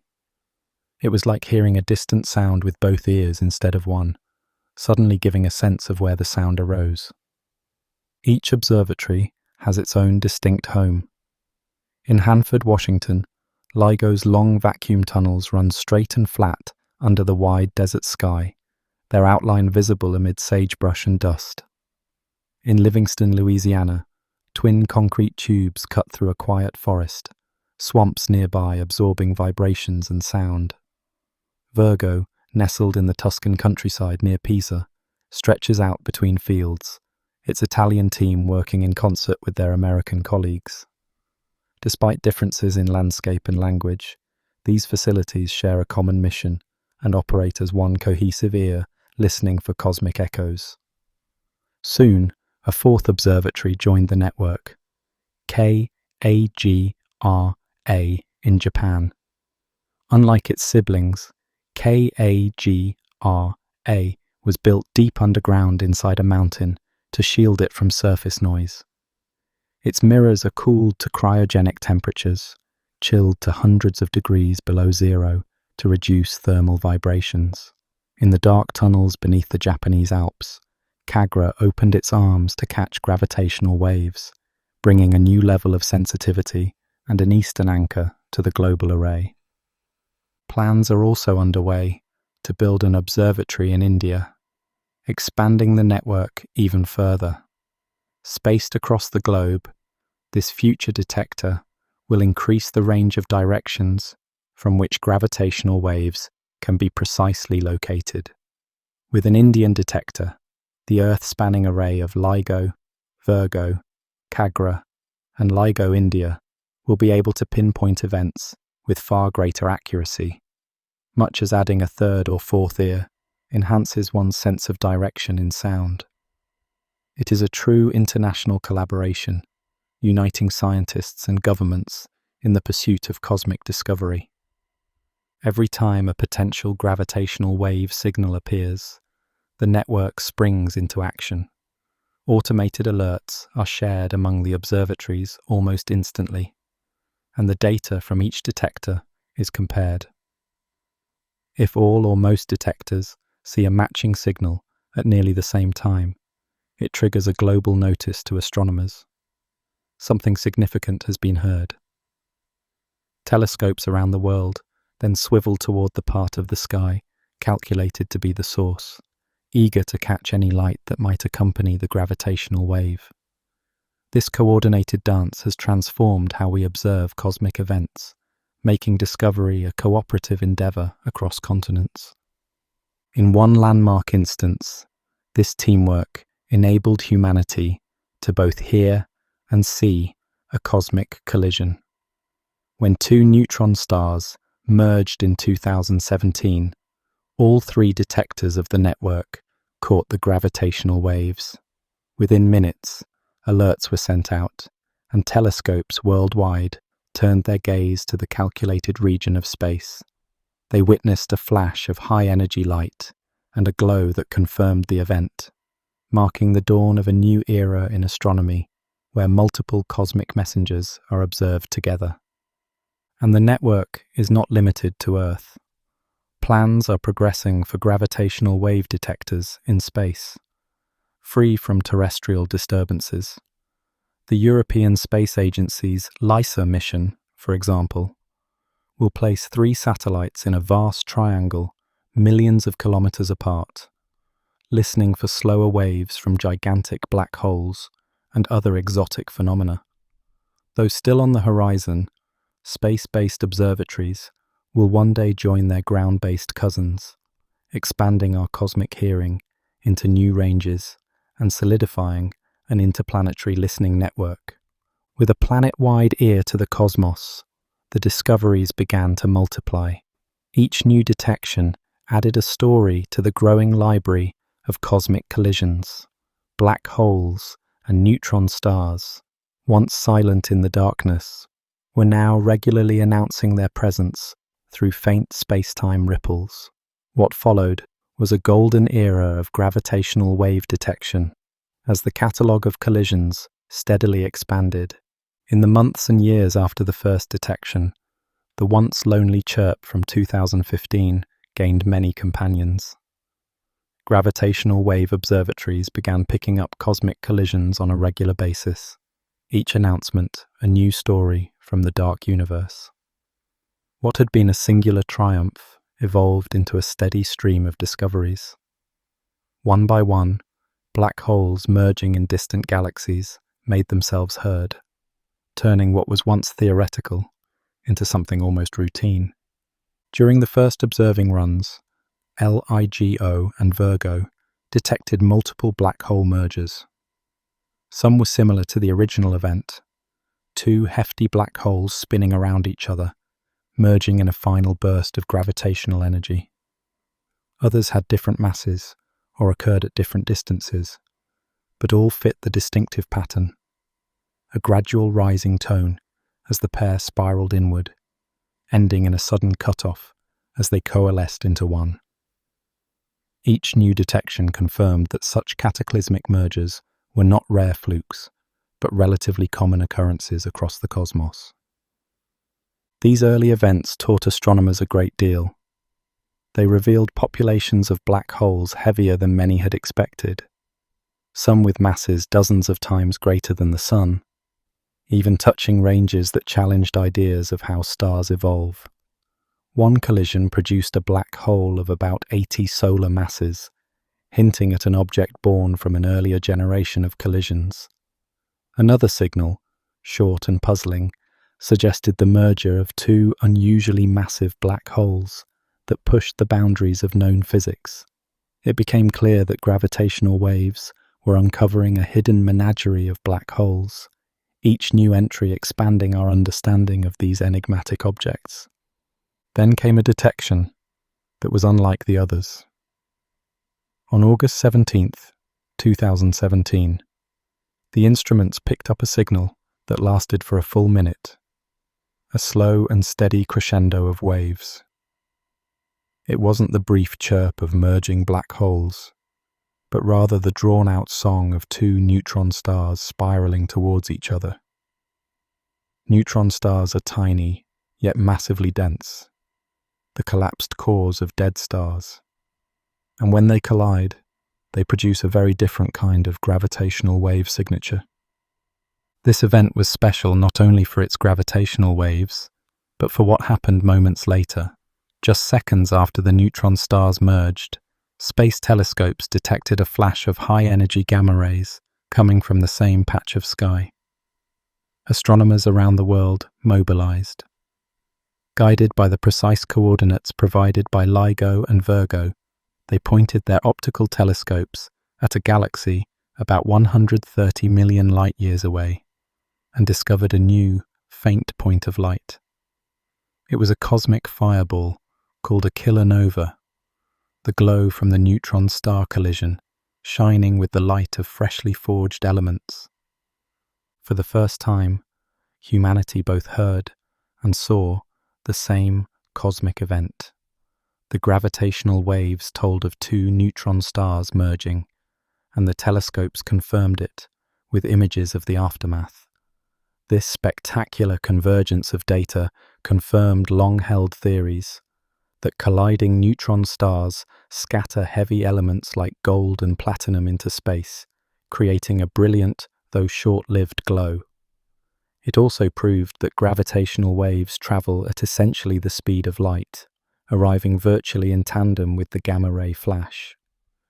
The 2017 neutron-star merger marked the dawn of multi-messenger astronomy, a new way of doing science where gravitational wave detectors and traditional telescopes work together to paint a fuller picture of cosmic events. As the catalogue grew, so did the diversity of cosmic collisions. In subsequent years, gravitational wave hunters caught the first signs of a black hole merging with a neutron star, an event where an immense black hole swallows its smaller neutron star companion. These mixed mergers were elusive, but a couple have now been recorded, adding yet another category to the cosmic library. Such an event likely produces little to no light, as the black hole consumes the neutron star whole, but the gravitational waves alone revealed its tragic final dance. By the early 2020s, Dozens of confirmed gravitational wave events had been documented, mostly black hole pairs, with a few neutron star mergers and the first neutron star black hole hybrids. Each event was given a designation based on its date, but behind those catalogue names are profound cosmic occurrences. Some signals came from over 5 billion light-years away, meaning those collisions happened before our sun even existed, and only now are we hearing of them. Others, like the neutron star crash, were closer, allowing us to catch their light as well. With every detection, scientists added a point to the map of violent cosmic history, gradually learning how often these events happen and what kinds of objects are involved. As the detectors became more sensitive, the rate of discovery accelerated. In the most recent observing runs, new gravitational wave signals were being noticed every few days. The once empty archive of gravitational wave events swelled into a rich collection. What started as a trickle had become a flood. There were so many events that scientists began releasing entire catalogues at once, compendiums of dozens of mergers detected in a single year of observations. The cosmic collisions that had been hidden from us for all of human history were now almost commonplace in the observatory's logs. From this trove of data, a clearer picture of the gravitational universe emerged. We learned that black holes often exist in pairs and periodically unite in spectacular fashion. We found that nature can make black holes both smaller and larger than anticipated, and that some spin rapidly while others do not. Importantly, every observation has so far matched the predictions of general relativity. Einstein's century-old theory standing strong even in these extreme cosmic arenas. In one case, scientists used gravitational waves to verify Stephen Hawking's black hole area theorem, observing that the total surface area of two black holes is greater than the sum of their individual surface areas. Merging black holes indeed increased, just as expected. Such tests reinforce that our understanding of physics holds up under the most intense conditions we can observe. Each collision added to the collective story of the cosmos. Through gravitational waves, we could feel the universe's most violent events in a way no other observation could offer. It is as though we have compiled an album of cosmic echoes, each track a different pair of black holes or neutron stars merging, each with its own rhythm and key. Some are heavy and slow, others light and quick, but all reverberate with the profound energies at play in our universe. The catalogue of collisions is more than just a list of events. It is a new chronicle of how stars live and die, how black holes grow, and how the fabric of space-time itself responds. And still, this is only the beginning. The collisions we have detected so far are just the loudest nearby bangs in a much vaster cosmic orchestra. Fainter events, more distant mergers, or other exotic phenomena still elude our current instruments. To hear those, we must continue to push the limits of sensitivity and invent new ways to listen. The future holds the promise of even sharper ears, poised to catch whispers from deeper into space and further back in time. The instruments we have today, remarkable as they are, still leave much of the gravitational wave universe unexplored. With each upgrade in sensitivity, new wonders come into reach. Just as a larger telescope reveals fainter stars, a more sensitive detector can uncover more distant or subtle ripples in space-time. The future of gravitational wave astronomy promises to extend our hearing further across the cosmos, tuning into whispers that are currently beyond our range. One path to greater sensitivity lies in refining the observatories we already have. Even now, engineers are enhancing LIGO and Virgo with improved technology, stronger lasers, better mirror coatings, and quantum tricks to squeeze out noise. Each incremental improvement allows the detectors to hear a little farther and a little fainter. In upcoming observing runs, These upgrades will enable the detection of smaller or more distant collisions that would have been missed before. The quietest murmurs of merging black holes, once drowned out by noise, will gradually become audible. But truly transformative leaps will come with the next generation of gravitational wave observatories. Plans are underway for instruments on Earth that dwarf the current detectors in scale and precision. In Europe, scientists are preparing the Einstein telescope, a sprawling triangular interferometer with arms 10 kilometers long, built deep underground to escape surface interference. Cooled mirrors and ultra-stable lasers will allow it to probe frequencies and distances far beyond the reach of today's LIGO and Virgo. Meanwhile, in the United States, the Cosmic Explorer project envisions two L-shaped detectors with arm lengths up to 40 kilometers, stretching across the landscape to capture even fainter ripples. These third-generation observatories will be up to 10 times more sensitive, able to detect gravitational waves from the ends of the universe. What will such powerful ears hear? With these instruments, almost the entire population of stellar mass black hole mergers in the cosmos will become detectable. Collisions that happen billions of light years away, even those among the first generations of stars, will send signals that our future detectors can pick up. We could witness mergers at the edge of the observable universe, effectively looking back in time to an era when the cosmos was young. Black holes born from the first stars, the so-called population 3 stars, might finally be observed as they unite, revealing clues about those primordial times. If small black holes formed in the early universe from exotic processes, even primordial black holes born moments after the Big Bang, next-generation detectors might catch their mergers too, offering insight into the very birth of structure in the universe. These future observatories will also expand our reach into different kinds of sources.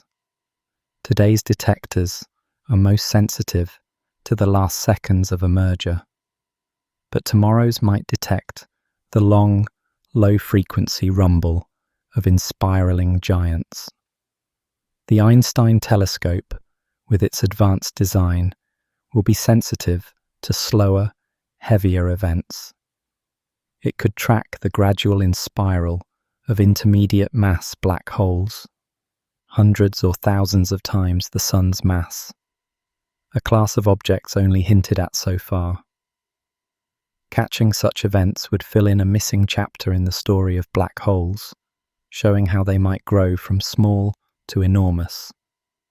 If two supermassive black holes, the kind found in galactic cores, are slowly orbiting each other, space-based detectors like LISA will be the key to hearing them.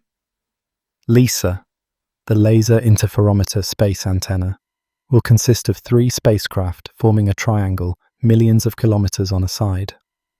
They will drift in orbit around the Sun, linked by laser beams, listening for gravitational waves with periods of minutes to hours.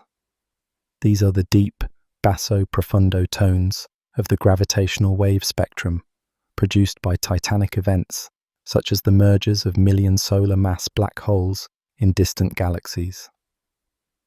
With LISA, humanity will be able to eavesdrop on the dramas of galactic centers, perhaps the slow dance of 2 merging galaxies' central black holes, or a smaller black hole plunging into a giant one and stirring space-time in a convoluted song. These signals are far too low in frequency for ground detectors to catch, but in the silence of space, LISA will be able to detect them, opening yet another new frontier. Between ground networks and space missions, the gravitational wave spectrum, from thunderous high tones to deep cosmic hums, will be covered. We may even use natural detectors to extend our hearing further. Pulsar timing arrays, for instance, are allowing astronomers to sense ultra-slow gravitational waves by observing slight perturbations in the precise ticking of pulsars across the galaxy. Recently, These techniques have given hints of a background of gravitational waves permeating the universe, possibly the collective murmur of countless supermassive black hole pairs gradually spiraling over eons. In the coming years, this hum will likely be confirmed and characterized, adding a baseline to the gravitational wave symphony. It's a reminder that gravitational waves come in all pitches, and with different methods, from giant lasers to celestial clocks, we are learning to hear them all. As sensitivity improves, we won't just detect more events, we'll extract far richer information from each wave. Future detectors will capture the subtle fingerprints within gravitational waves that today's instruments only vaguely sense. For example, when neutron stars merge, advanced observatories might detect the faint post-merger vibrations or ring down of the hypermassive neutron star or black hole that forms. Those vibrations carry clues about the state of ultra-dense matter and whether a neutron star collapses immediately or wobbles for a while before becoming a black hole. With better data, scientists could decode the mysterious physics of neutron star interiors, the behavior of matter squeezed beyond atomic limits.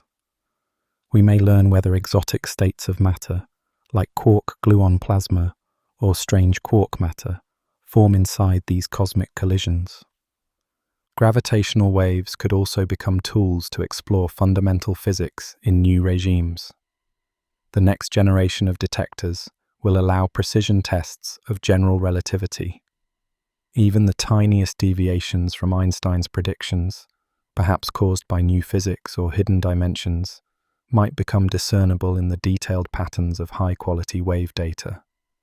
If there are very slight differences in how gravitational waves disperse or ring down compared to theory, future observatories may catch them.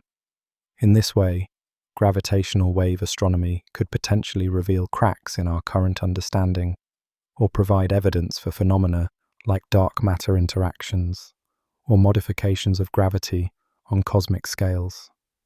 So far, Einstein's theory has passed every test, but we have never tested gravity in conditions as extreme as those the new detectors will probe. The promise of sensitivity is not just more signals, but sharper ones that could expose something novel.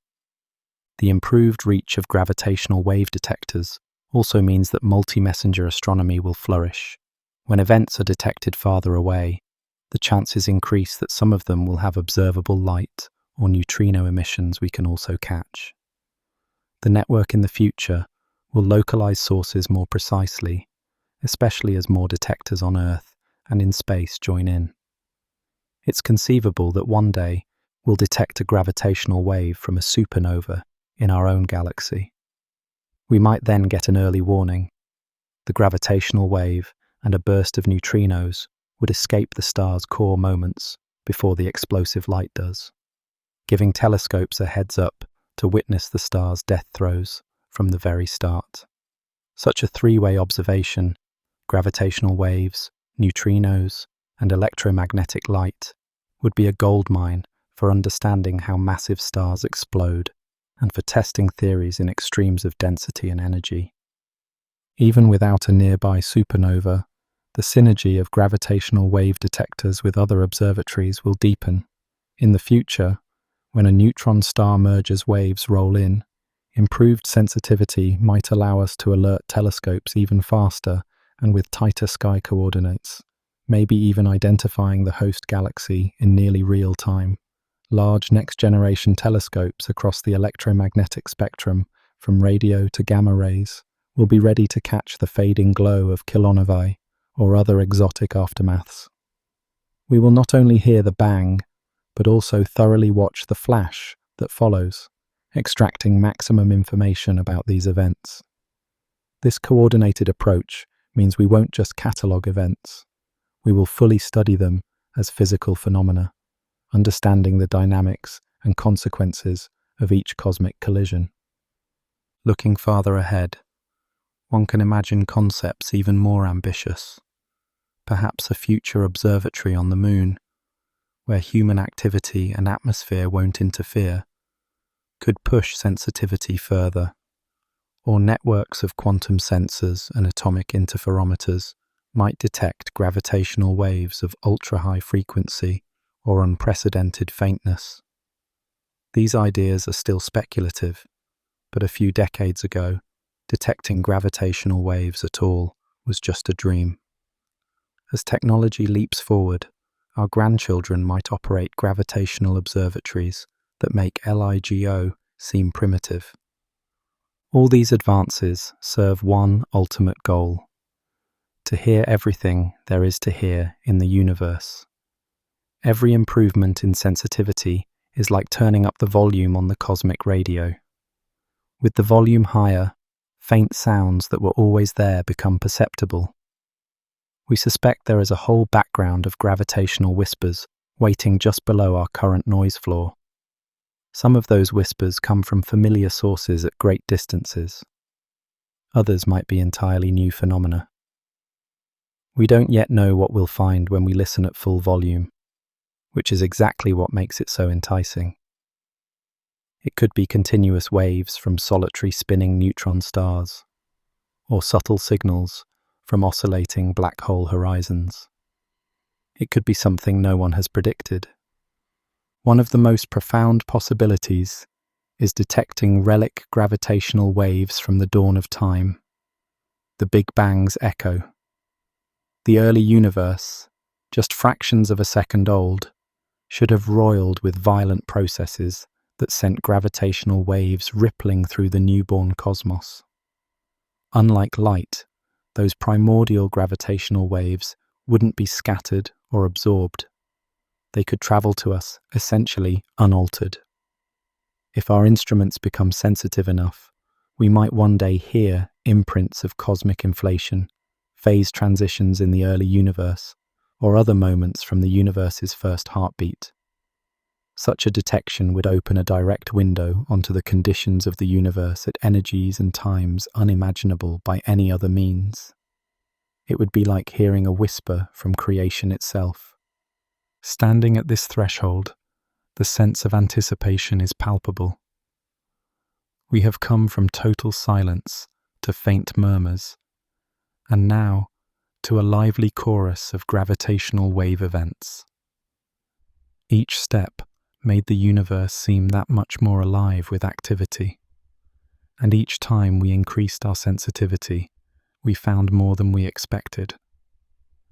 What might await when we further refine our ears? Perhaps new astrophysical surprises, strange spinning objects, or collisions we never thought possible. Perhaps clues to grand cosmological mysteries, insights into dark matter, or the nature of gravity under extreme conditions. The promise of sensitivity is not just quantitative, hearing more of what we already know, but qualitative, discovering the unknown. It's akin to how early telescopes revealed new planets and galaxies, and how modern observatories found exoplanets and the accelerating universe. Gravitational wave detectors, as they improve, could likewise revolutionize our understanding.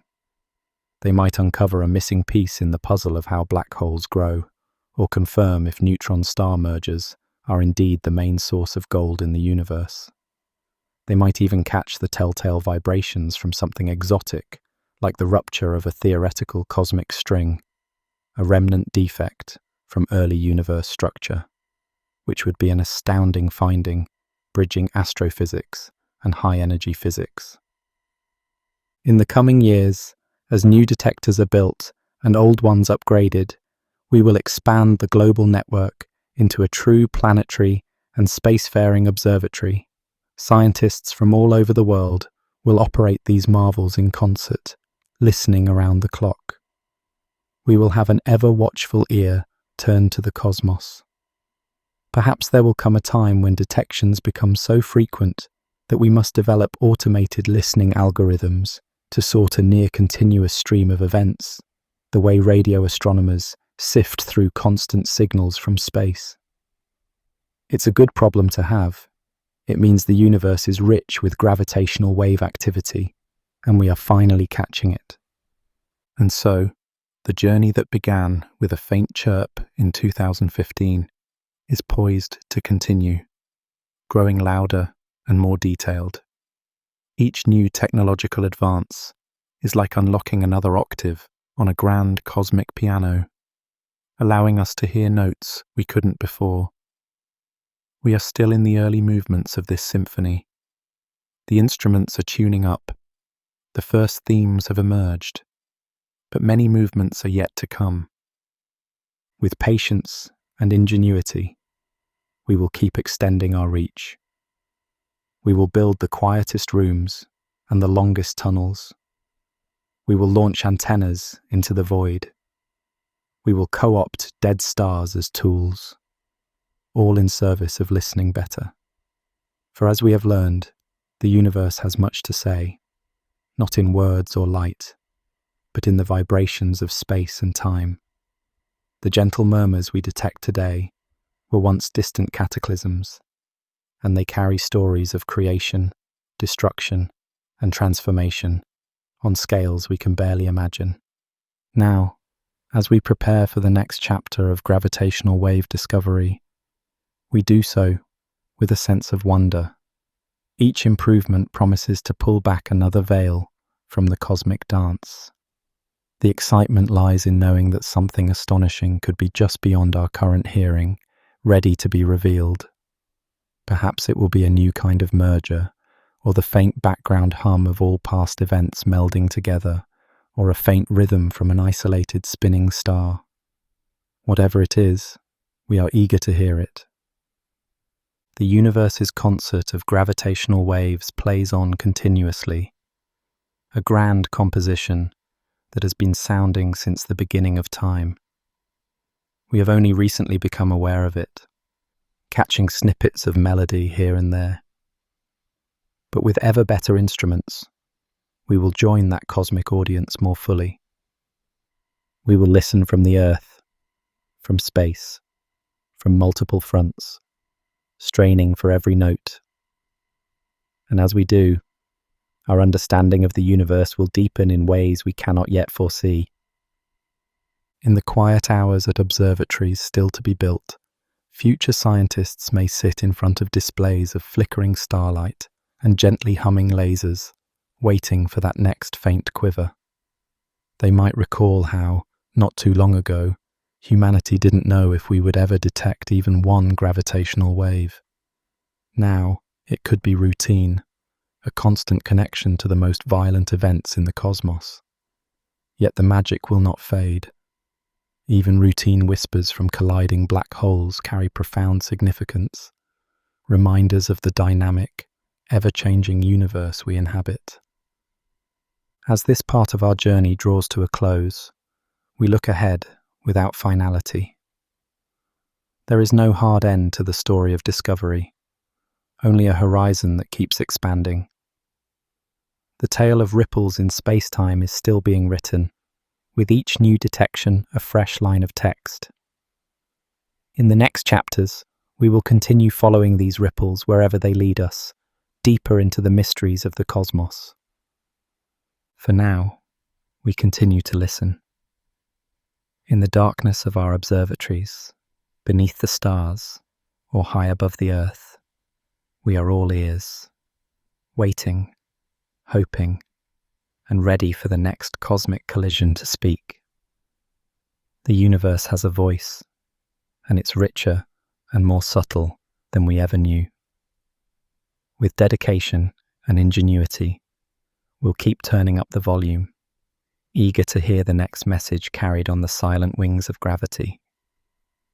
The journey of listening to the universe has only just begun, and countless cosmic stories await their turn to be heard.